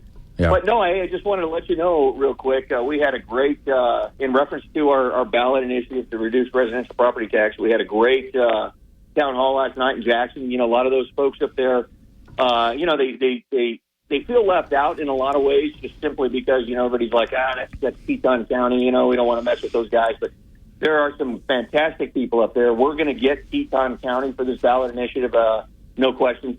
But it was fantastic last night. And anyway, just wanted to, just touch base with you real quick on a just updating you there on what's going on with this thing. Okay, so for people who want to learn about your ballot initiative, where do they go to find more information on it? Well, this is Richard Weber. Good morning, Glenn. Morning. We have you can use my phone number 307-660-5832, or you can go to Facebook. You can get Wyoming Voter Initiatives. And if you want to go to our website, it's Wyoming Ballot Initiatives. Okay. Wyoming Ballot Initiatives. Is there a number for this initiative? Or after they go Wyoming Ballot Initiatives, how do they find it? It's WyomingBallotInitiatives.com. That's it. And just look it up there? Okay. All right. Yeah, they can do that. Also, the Cheyenne Home Show, we're going to have people down there. We got a table in Cheyenne at the Archer there, the event center. And in your county, you got Brenda Johnson out there, 702-622-1101. She's working that area. All right. So this is all an attempt to do something about those rising property taxes in the state of Wyoming. That's right. All right, guys. That's right. Keep it up. Keep calling in with updates. Good go, Glenn. Thanks. All right, Good talk to you. Stay warm, buddy. Yep. That's not going to happen. 888-97 was the phone number, 888-97-WOODS. I'm going to go back to what RH was saying here. So this is good. Subsidizing any product with government money, which is confiscated earnings from us, incentivizes producers to not improve the product with better research development. Okay. They're getting the money anyway. Why would they? Now, I can give you all sorts of examples, and I mean many different, rather than getting into too many details. I have watched and worked for companies where they were doing good, but then one day competition came along, and competition forced, in order to not go out of business, the competition was better. The competition had a better idea. So in order to make sure to not go out of business, the original company had to make improvements. They had to make a better product at a better price with better services. That means the competing company went, oh, Lord, we're going. So now the competing company has to come up with something better, more affordable with better services. And back and forth the battle goes, and everything keeps getting better. That's the free market system for you. But RH is right. When you have a system where no matter what, you're going to get paid, the government's just going to pay you no matter what you do, well, then nothing ever improves. And as Luke said, when you are having to push through all sorts of incentives, subsidies, et cetera, you have to push people to get them, to coerce them, and in some cases even force them to buy your product, then what good is your product? And it's only going to get worse. It's not going to get better. Now, there are some good things to say about electric vehicles if you've never driven one, behind the wheel of one and so on. Electric engines are actually really amazing as far as their efficiency goes. But there's still a lot of problems that need to be ironed out and haven't been. And the dumbest thing the government's doing right now is trying to create an artificial marketplace rather than just letting it happen organically. That's what's going to sink this whole thing. The same thing goes for wind and solar power. Now, Terrier Gal is in Fort Collins. She also made a great point, but I'm going to have to wait until after this news and information break to get to it. 888-97-WOODS, the phone number, 888-97-WOODS is Wake Up Wyoming.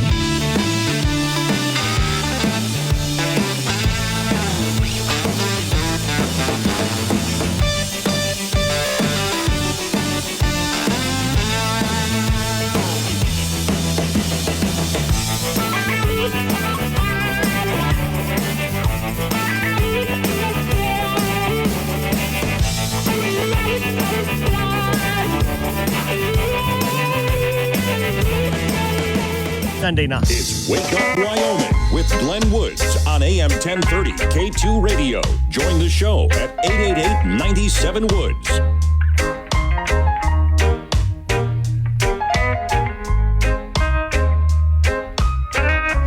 Hey, 36 the time. It's Wake Up Wyoming. I like the discussions we have going this morning, which are several discussions at once. I will get back with Frank Gambino about what exactly is the definition of cooking when I get him on the line. But okay, Terrier Gal from Fort Collins. We were talking about words and phrases that just make your eyes roll up in your head. And one of them is sustainable, because that's a buzzword today that people will just drop in. Whenever they want you to like something, it's sustainable.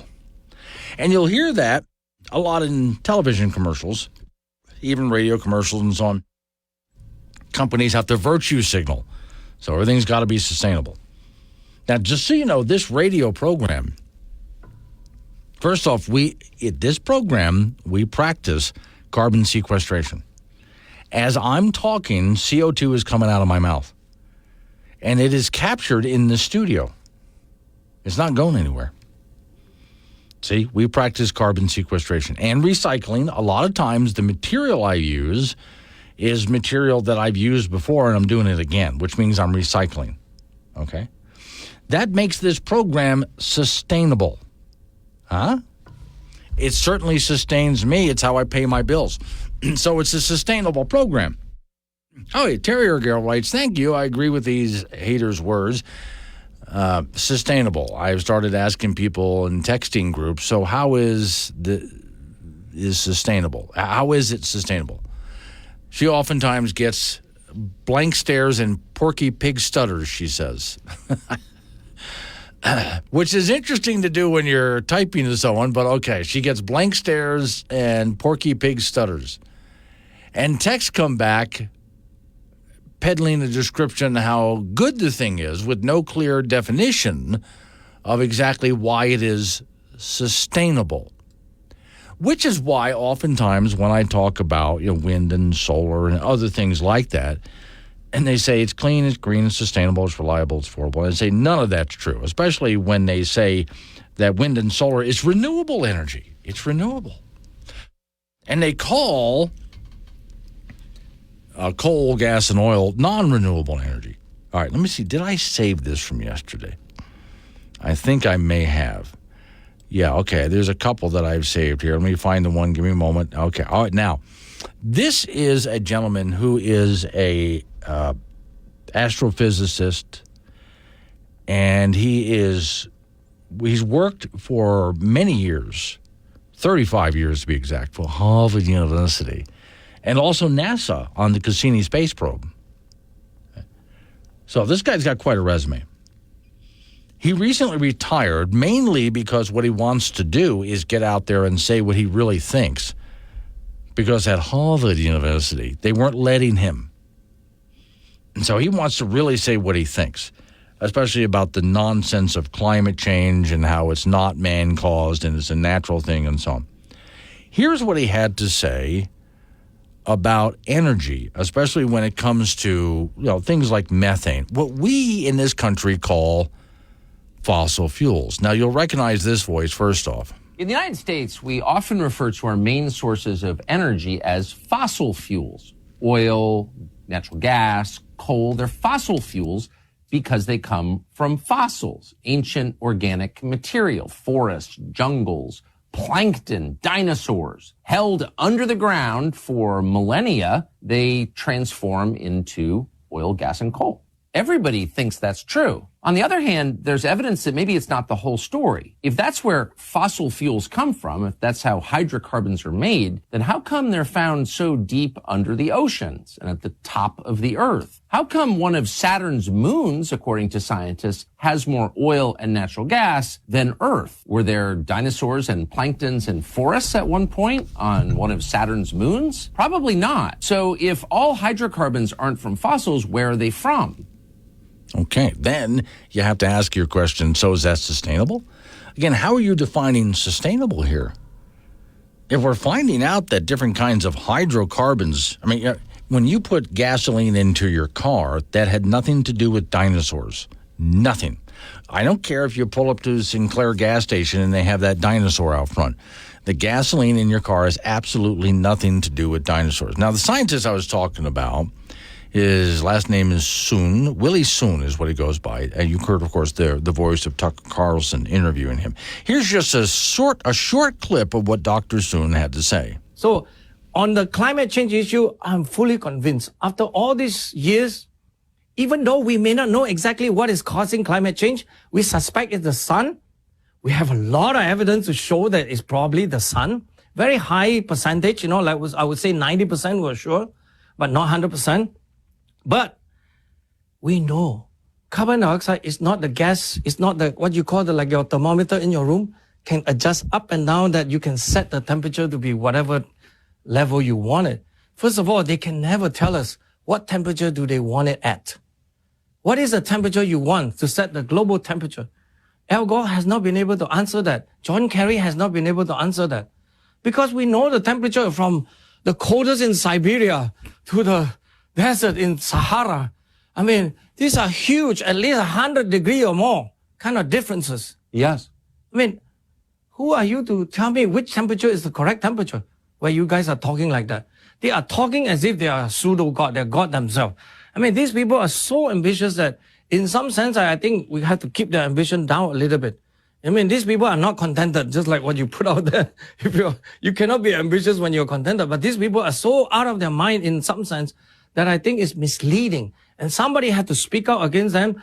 I think you are one of those who consistently point out their hypocrisy, right? And I really find that the whole problem of this global warming is a complete nothing, which means we should do nothing about it. Just go on and live life and adapt to it. So what is the optimal global temperature? What is sustainable, as he would put it? What exactly is the sustainable temperature? Can coal, gas, and oil be sustainable energy? Listening to him, I would think it could be. Al in Hillsboro, Toyota hydrogen 70. Oh, there's that hydrogen car they have. Great car if hydrogen were not so expensive. I agree. I'd love to see hydrogen, do more than what they're still working on it. Well, Whisper in Platte Rapids, Wyoming. He's asking me, why do you desire to be seen as sustainable? Well, because it's a great way to poke fun at those people who use those kinds of buzzwords. I'm using their own language against them in order to annoy them. A talk radio program like this engages in carbon sequestration and sustainability and recycling through my rhetoric. Yeah, that's got to drive them absolutely nuts, which is why I say it that way. So, yeah, folks, coming up on just a moment from now, hang in there because I've got, of course, sports coming your way. Frank Gambino, it's Wake Up Wyoming. Is your life boring? Are you too young for a midlife crisis but tired of waiting for something to trigger an existential crisis? Why not try generalized anxiety disorder? Make every day a crisis. Yep, there you have it. A new level of crazy. And you heard it here first. Take Glenn anywhere with the Wake Up Wyoming mobile app. Wake Up Wyoming with Glenn Woods on AM 1030 K2 Radio.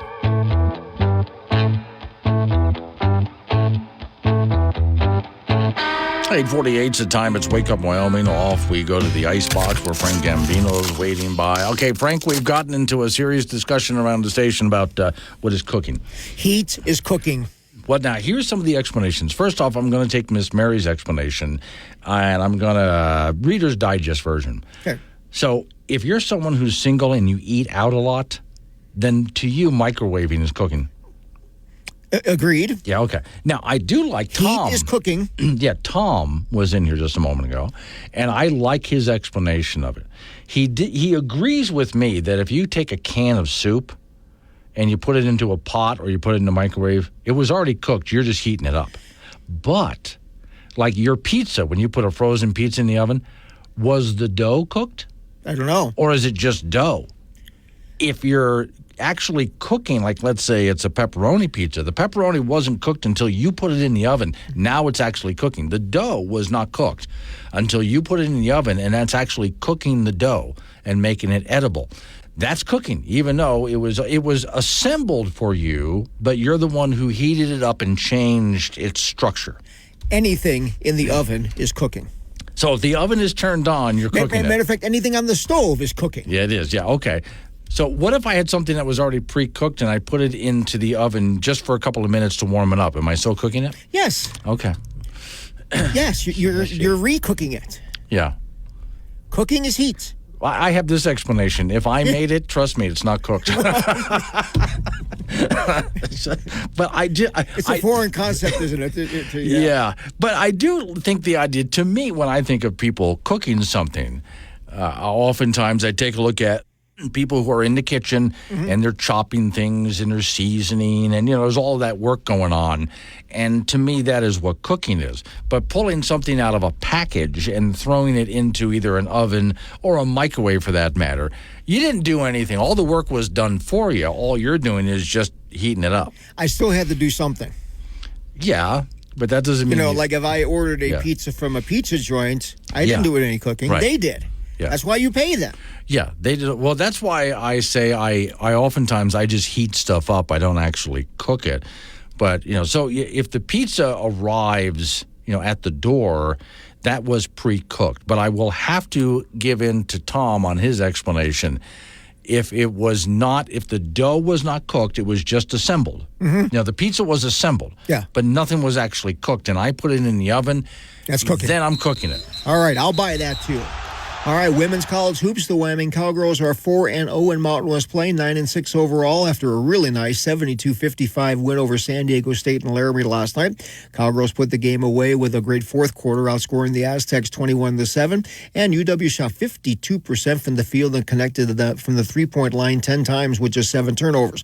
Tess Barnes had 17 points for the Cowgirls. Allison Fertig recorded a double-double with 10 points and 11 rebounds. San Diego State falls to 2-2 in league play, 11-6 overall. Cowgirls will play at New Mexico coming up on Wednesday. One team that has not been very, very hot lately is the Wyoming Cowboy basketball team. They lost big at Utah State on Tuesday, 83-59. That dropped them to 8-8 overall, 1-2 in Mountain West play. The last 3 losses for the Cowboys have been big double-digit numbers, 26, 17, and 24 points to BYU, New Mexico, and Utah State. The Cowboys also have double-digit losses to Weber State and Texas. It's been live and learn for the Pokes this year, and they need to really tighten the screws on defense. They'll be home on Saturday afternoon in Laramie to meet Fresno State. Our latest WyoPreps.com basketball polls are out for the 4A boys. Cheyenne Central remains number 1. Cheyenne Central 2, Laramie 3, Natrona 4, and Sheridan 5. In 3A, Douglas still number 1, followed by Powell, Lovell, Pinedale, and Thermopolis. Lingo Fort Laramie is the new number 1 team in 2A with Wright 2nd, Tongue River 3rd, Wyoming Indian 4th, and Lusk 5th. And in 1A boys, Upton rated 1st, followed by Saratoga, Cokeville, Farson, Eden, and Southeast. In our 3A, in our girls WyoPreps basketball poll, in 4A, Cheyenne East number 1, Cody 2, Sheridan 3, Campbell County 4, and Cheyenne Central 5. Douglas remains number 1 in 3A, followed by Buffalo, Mountain View, Pinedale, and Powell. Tongue River rated 1st in 2A. Wyoming Indian 2nd, Sundance 3rd, Rocky Mountain 4th, and Lingo Fort Laramie 5th. Cokeville is numero uno in 1A, followed by Upton, Southeast Burlington, and Little Snake River. Our WyoPreps athletes of the week have been announced. For the boys, it's Lingo basketball player Brady Cook, who averaged 22 points a game in the 2A East SmackDown tournament over the weekend. The girls' winner was Cheyenne South wrestler Trinity Warner, who won the 106-pound weight class at the Douglas tournament over the weekend. Nominations for the next athlete of the week starts tomorrow at 5 and concludes on Monday at 9 a.m. Log on to WyoPreps.com and the WyoPreps app to get started. High school alpine skiing, the event scheduled for today and tomorrow on Casper Mountain has been postponed due to the upcoming gnarly weather conditions. It will be rescheduled for January the 25th and January the 26th. And that's it in sports. So Fort Laramie did good, huh? Oh, yeah. That's good for a tiny little community like that. Well, you have Lingle, and Fort Laramie, Okay. and they produce a lot of really, really good athletes. Oh, good. Okay. That southeast part of the state is incredible. Yeah. I mean, it really is. See, I pulled it while going to actual Fort Laramie itself. I pulled into the town of Fort Laramie, which is not very big, but boy, they got some nice trees there. Yeah, nice trees. Yeah, it's a cute little community. A couple of nice bars, and restaurants. Yeah. Not a whole lot of people there, but they produce some good stuff apparently. So and they cook there. They do.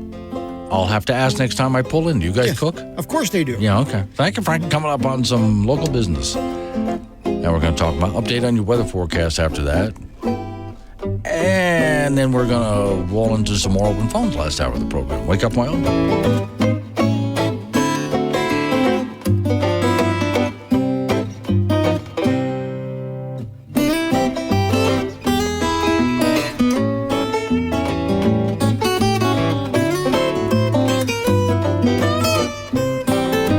Sunday night.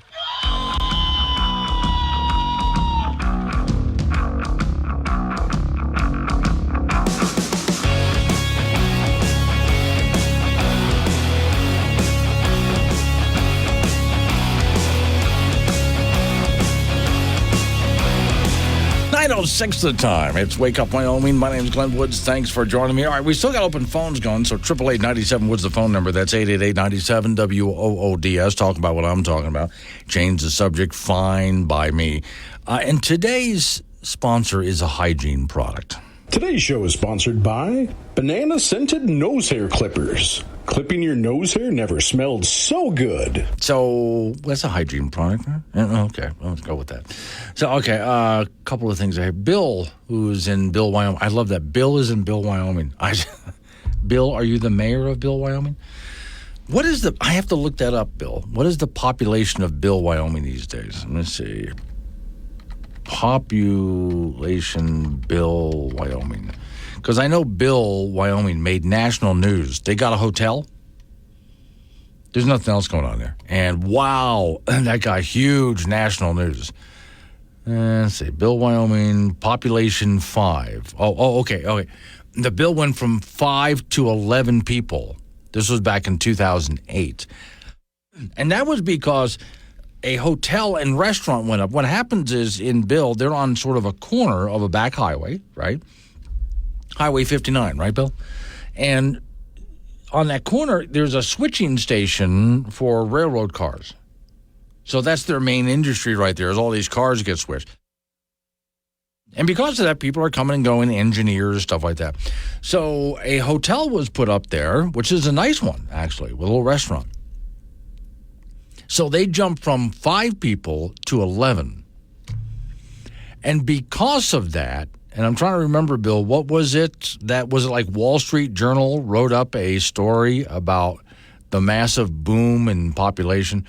But it says here, Bill, Wyoming, population more than doubled from 5 till 11, including pets. So that's Bill. Anyway, Bill says we're doing annoying words and phrases that make you just go, come on, every time somebody says that. All right, so Bill does not like safe space. That does drive me nuts, too. He's in the way that it's used by the woke crowd, safe space. And that was a horrible thing to do for college kids, because they would go to college. Did somebody say something that offends you? Here's a place that you can go and feel safe and deal with your emotions, and there's coloring books and teddy bears, rather than telling or showing them how to be tougher, how to take it, how to handle it. Emotional support animal. Careful, Bill, because my rubber chicken, Carl, is my emotional support animal. And I mean, legally, I have the document to prove it. So careful with the emotional support animal thing. Triggered. Yeah. This is where when someone gets triggered, there are some things you have to watch out for, because there's some people who legitimately have some issues, and certain things can emotionally trigger them, and you should watch out. But that became used, I should say abused by certain people for political reasons and social reasons. So because of that, that became a bad thing. Kind of like with emotional support animal. Emotional support animals are actually a good thing until people started to abuse it. And then all of a sudden it became really a bad thing. I'll get to you in just a second, Judy. Hang on. Bill does not like undocumented immigrants. Yeah, illegal immigrant. They snuck into the country illegally. Call them what they are. And then you're a lying, dog-faced pony soldier. It's funny that all he had to do was just say that once, and it sticks with us. Okay. 888-97 Woods, the phone number, 888-97-WOODS. Talk about what I'm talking about. Change the subject. Judy's on the phone. Hey, Jude. I just got done reading on Facebook and some on K2 Radio, or I wouldn't have called in today. Okay, this natural asset company, that's a big no for me. Okay. I don't need some private organization deciding what land to be used, where my money goes, what's it invested with. It's a private entity. It needs to find its own job, its own business instead of ours. Wyoming, there's another story. Wyoming uranium is about to boom. No, it ain't. Biden ain't going to let us dig. And I listened to the financial committee on that. They're not going to use any of Wyoming's uranium or any of our natural gas in all of these things that they're trying to do, whether it's the nuke plant or the solar farm or changing the coal-fired plants over to natural gas. They're not using our stuff. They're using out-of-state stuff. And I'm still going to say, I want to know who's got their fingers in the pies. And I can't seem to get any of them to answer. And then last, we have new rules would allow ousting Wyoming legislators accused, there's the key word, or convicted of felonies, accused. So we're going to do something what Maine has been doing, what all these other states are doing to Trump, right? Because you're accused, you're guilty, right? Right, yeah. Yeah. No due process anymore. Due process is done. Somebody just needs to be offended by you, and you're done. Yeah, and that's a big one for me. And then they're still doing that 3.6 million acres for wind and solar farms. They're going to abuse landowners that surround that somehow, some way.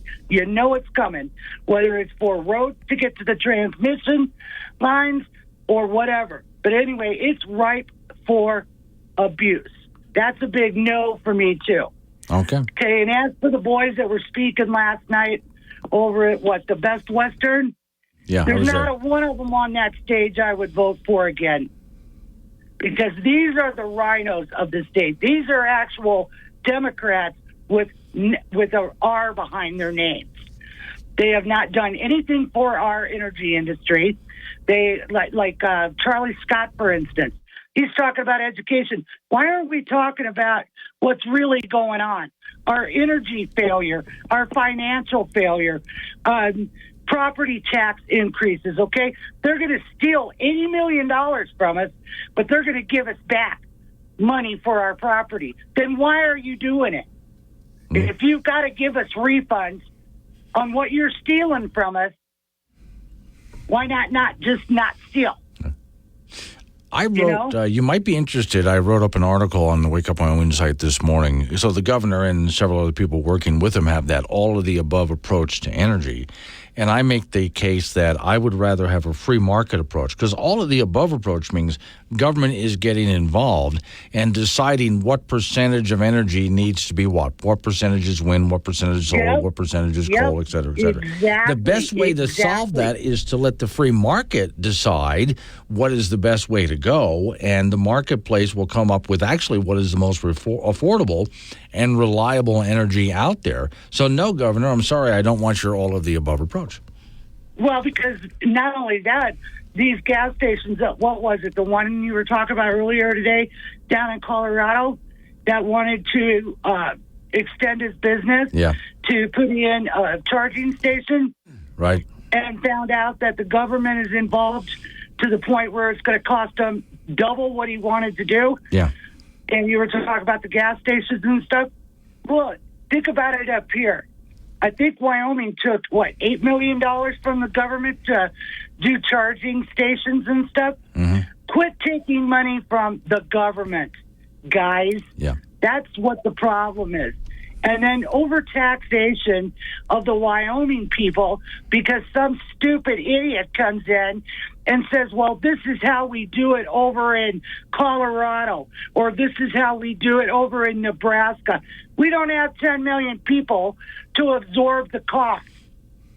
We've got a small amount of people in a large area.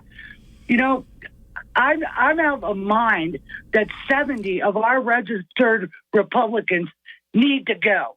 Right. We need to have people start running against these guys and finding out just what they're up to, because the uranium industry is going to ride high. It's going to be tied up in court for the next 5 years. No. You know what it is? The tree huggers are going to come along and say, you know what? We don't want you digging. We don't want you digging coal. We don't want you doing oil. We don't want you doing gas. We're sitting here going to freeze our butts off up here in Wyoming, and our idiots down there are taking money from the government to put in these unsustainable, there's my word for the day, windmills, solar farms, and nuclear energy. I'm over it. It's time to vote out 9/10 of them. Now, I.D. John, who's way down there in Granite Canyon, wants to know, what did I do to get you so fired up today? And I want, for the record, to know I did not hand Judy a cup of coffee at any point this morning. What the problem is I haven't had enough coffee yet. Oh, and then I start reading. Well, I had to take the cats to the vet this morning. 2 fixed and 2 neuters. In Brassel, he's jumping on the Trump train. Right. Yeah, okay, John. As soon as you pull your nose out of Mitch McConnell's rear end, we might believe you. Time to find a new one on him, too. All right. Thank you, Judy. I'm over these guys. Okay, bye. Woke Radio, WOKE, where we're 100% solar powered, giving you sustainable programming and weather says calm. No power. The sun's shining, right? Maybe we can get Mom's treadmill hooked up to the grid. Cancel. Listen to Glenn Woods anywhere you roam with the Wake Up Wyoming mobile app. This is AM 1030 K2 Radio. 9:23 is the time. It's Wake Up Wyoming. So let's see. John, Judy's a tough act to follow. Yeah. She can be really riled up at times today. That's one of the times. Bob in Glen Rock. Hang on a second. I hate it when it does that. It just kind of jumped me. Bob in Glen Rock, the free market found that round tires sold better than square tires. Bill in Bill, Wyoming, thinks Judy needs a emotional support animal. Well, she can't have Carl. Carl is mine. But I suppose I could get her one. Mary wants to talk about landlords. Hi, Mary. Hi. I hope this is just gossip, but I was told yesterday that the city council has passed some kind of resolution that the landlord is responsible for utilities not paid for their tenants. Right. I had heard that too, yes. You haven't heard that yet? I have heard that. It is, yeah. It's a story that's out there, yeah. How can they do this? Because I'm a landlord. That's the reason I'm so upset about it. But if I would call and say, can you tell me what the balance on Glenwood's account is at 123 Center Street, they'd say, no, that's private information. I can't do that. Yeah. But if I leave and I stick them with the bill, and I'm just thinking out loud here, Mary, so let's see how this works. So let's say I'm one of your tenants, and then I just decide to pack up and leave, and I'll tell you where I'm going. You don't know where I am. They don't know where I am. But there's this electric bill sitting out there. Well, someone's going to pay that. And so you're the owner of the property, so I guess they're going to hand that bill to you. But they possibly haven't even paid that bill for 3 months. Yeah. This actually happened to me. I had somebody that I just left it in my name, and then they paid part of it as they went along, and then one day I get this bill in the mail, and it's $900 and some. Right. And either that or a disconnect. Well, when you get it disconnected, then there's a reconnect charge and all that kind of stuff. So the utility should have a backup, a credit card number or well, here a signee on it or something, and not leave it to the landlord. I'm just because they probably got stuck with the rent. Thinking out loud here, I know that when you rent a property, you probably take a deposit in case they were to leave the place a mess and you have to fix everything up. You've got that deposit. Is such a thing done for utility bills as well? Not to any of my renters. Okay. However, if you had to have cleaning and damage deposit, and now you tack on another deposit, and you want first month, last month, that person probably can't afford to live anywhere. Yeah. Okay. I wonder. It's too bad when someone takes off, you can't find out. Well, where did they go? So I can go ahead and send them that bill and send the electric company after them. Instead of you being stuck with it, because the power company doesn't know where they went. You don't know where they went. And again, the power company's got to get that bill paid. Somebody's going to pay the bill, and you own the property. So I guess it falls on you. Are you going to go talk to the city council about it? Well, I guess I don't go to the meetings because they always are kind of one person doing all the talking anyway. But But that's just up for voting. It wasn't passed. Okay. Or was it passed? I found a story, and I don't remember where I saw it. I'll see if I can look it up, but I did find a story about that online. It might be, try our Wake Up Wyoming site or K2 Radio or Oil City News might have it. So one of those will have that story. And then you can go ahead and find out where you go from there. But, yeah, that sounds like something you need to talk to your city council members about. Because I guarantee you're not the only landlord who's upset with this. There's got to be a bunch.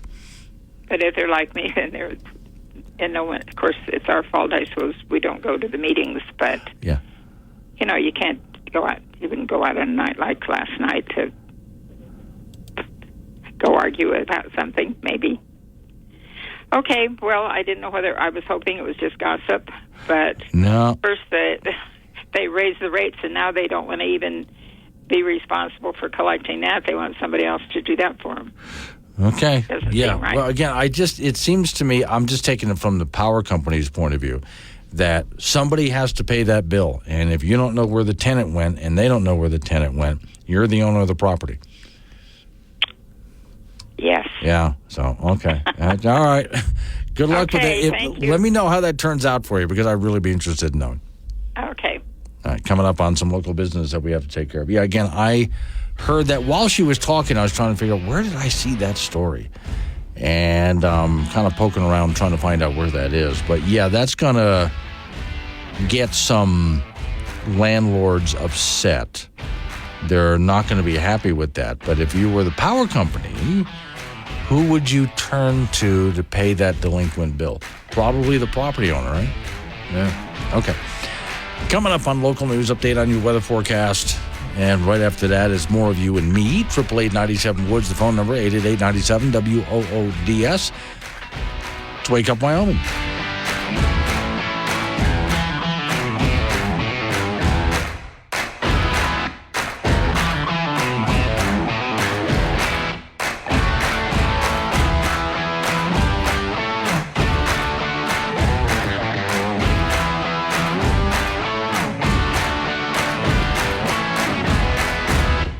Want to talk to Glenn? Call 888-97-WOODS or chat him on the Wake Up Wyoming mobile app. This is AM 1030, K2 Radio.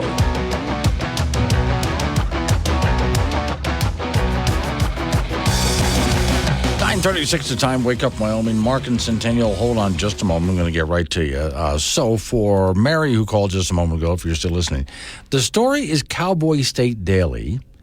Title is After Angry Backlash, Casper tables a plan to make landlords pay for unpaid utilities. So according to the headline, because there were some angry landlords out there, the city of Casper has tabled, for the moment, a plan to make landlords pay for unpaid utilities. So it's not a thing quite yet. Mark is in Centennial. Hi, Mark. Good morning, Glenn. How are you? Good, sir. What you got? First of all, it's time to get out to the caucus event.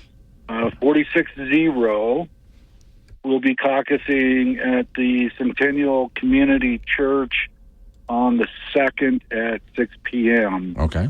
And then we got some brave people working for our government. Our assessor, our clerk, and our treasurer are going to make a tour around the county and talk about property taxes, the county budget, and elections. So they'll be at the fairgrounds on the 23rd, here in Centennial on the 24th, and two other events. So I would encourage people to go out, talk to them, raise their concerns. The property tax goes up 50%. What kind of additional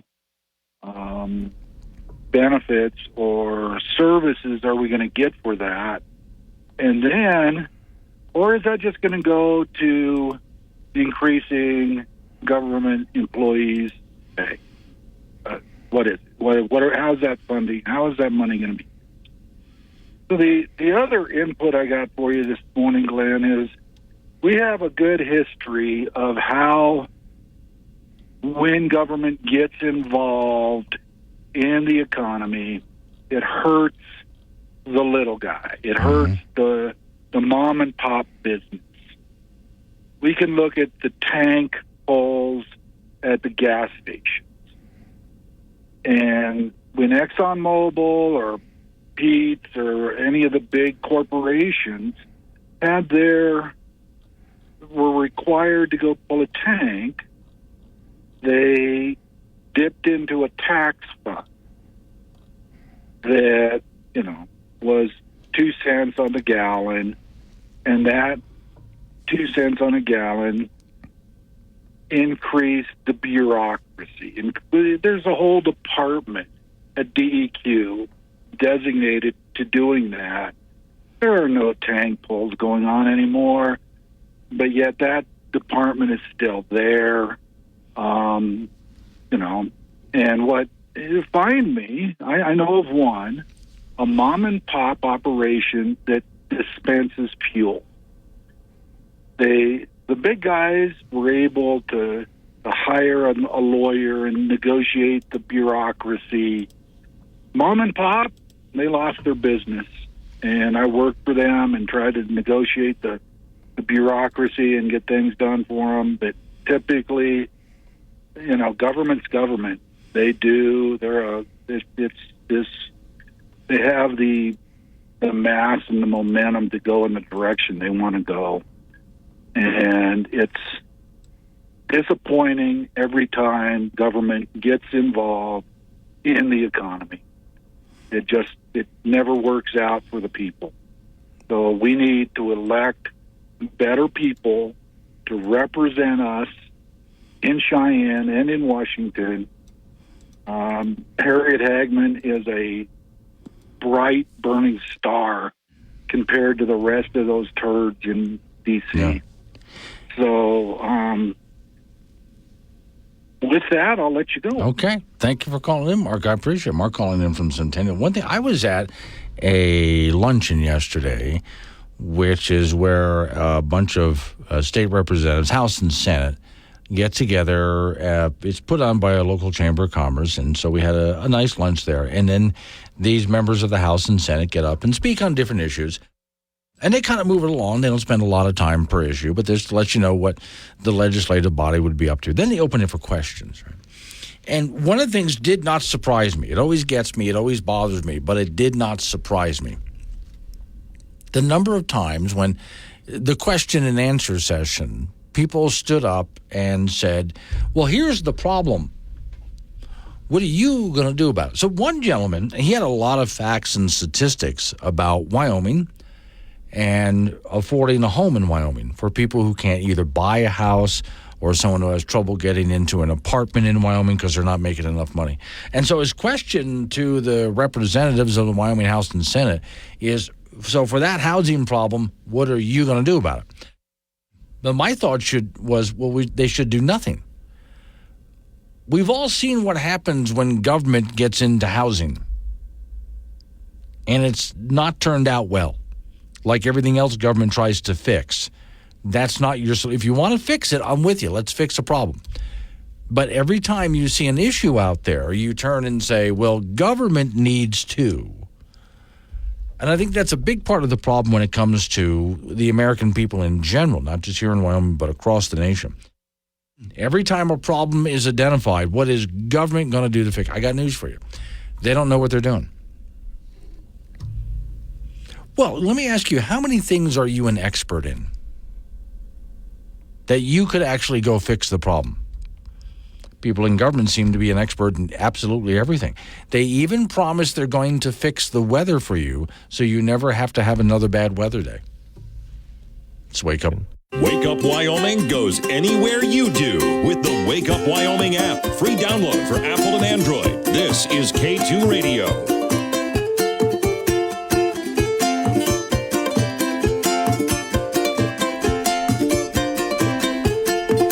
48's the time. Wake Up Wyoming. Off we go to the icebox. Frank Gambino is waiting by. Okay, Frank, I was amusing myself just a moment ago watching something on social media. You know, you're heading down the road and you see one of those street signs. It's a speed limit sign, but it measures your speed. Measures. Yeah, in other words, it'll blink how fast you're going. Right, your yeah, speed. yeah. Okay, so here's a bunch of adults, let's put that in quotes, that have decided to challenge it and run past it. I saw that, and they can only get to about 18. Yeah. Now, even and that's fast. Yeah. Now, most of these people, I'm going to say, were in their 30s, it looks like to me. Mm-hmm. Okay. And they're not in good enough shape to be trying this. A couple of them were really pathetic.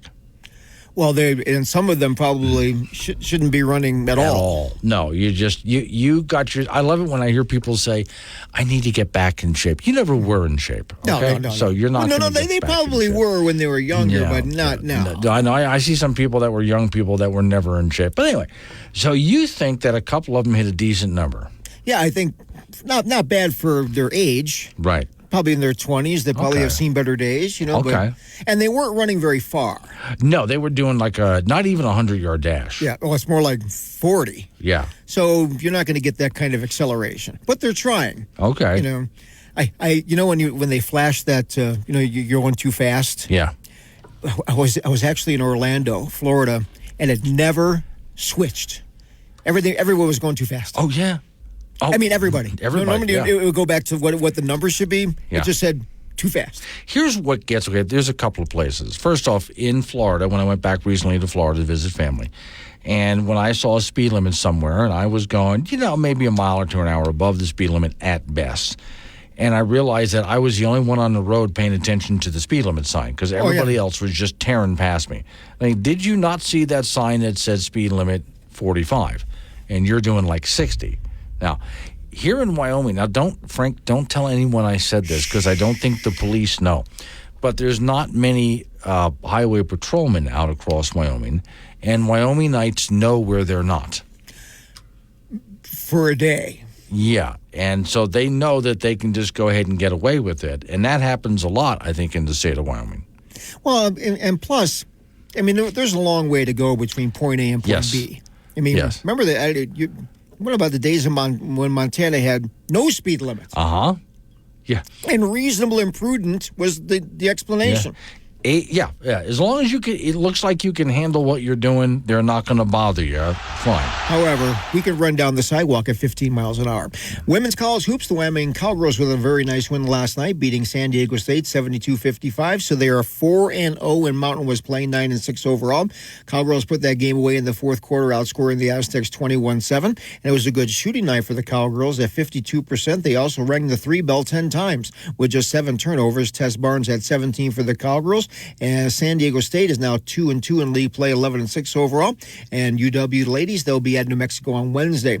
One team not on a roll so far, the Wyoming Cowboy basketball team. They lost big at Utah State on Tuesday, 83-59, to drop them to 8-8 overall, 1-2 in Mountain West play. And the last 3 losses for the Cowboys that have been big double-digit numbers, 26, 17, and 24 to BYU, New Mexico, and Utah State. Plus, the Cowboys have double-digit losses to Weber State and Texas. It has been a live-and-learn deal for the Pokes, and that's just the way it's going to be, it looks like. They'll be at home on Saturday afternoon in Laramie to take on Fresno State. While WyoPreps.com basketball polls are out for the girls in 4A, Cheyenne East number 1, Cody 2nd, Sheridan 3rd, Campbell County 4th, and Cheyenne Central 5th. Douglas remains number 1 in 3A, followed by Buffalo, Mountain View, Pinedale, and Powell. Tongue River is rated 1st in 2A, Wyoming Indians 2nd, Sundance 3rd, Rocky Mountain 4th, and Lingo Fort Laramie 5th. And Cokeville is numero uno in 1A, followed by Upton, Southeast Burlington, and Little Snake River. For the boys in 4A, Cheyenne Central remains number 1, East 2, Laramie 3, and Natrona 4, Sheridan 5. In 3A, Douglas still number 1, followed by Powell, Lovell, Pinedale, and Thermopolis. Lingo Fort Laramie, the new number 1 team in 2A, with Wright 2nd, Tongue River 3rd, Wyoming Indian 4th, and Lusk 5th. And in 1A, Upton rated 1st, followed by Saratoga, Cokeville, Farsund, and Southeast. Our WyoPreps athletes of the week have been announced. For the boys, it's Lingo basketball player Brady Cook, who averaged 22 points a game in the 2A SmackDown tournament over the weekend. Girls winner was Cheyenne Southwest Trinity Warner, who won a championship at 106 at the Douglas tournament over the weekend. Nominations for the next athlete of the week starts tomorrow at 5 p.m. and concludes Monday at 9. Log on to WyoPreps.com or the WyoPreps mobile app to get started. High school alpine skiing event scheduled for today and tomorrow on Casper Mountain has been postponed due to the upcoming gnarly weather conditions. It will be rescheduled for January 25th and the 26th. And when they postponed it, did they include the word gnarly? No. Okay. I just added that, Okay. I think they should. Is gnarly an adjective or a verb? I'm not sure, but I would think they should include that as a scientific term. Yes. Gnarly. Gnarly is kind of a word, you know it when you see it. Yes, yeah. Can't actually define it in the dictionary, but by God, when you see it, that's gnarly what is it. Yes. And if you put dude behind it, that's like an exclamation point. Yeah, okay. Yeah, all right. Thank you, Frank. Coming up on some local business we have to take care of. We're going to roll into news time after that national local update on the weather forecast. Yeah, you'll need to hear that. It's Wake Up Wyoming.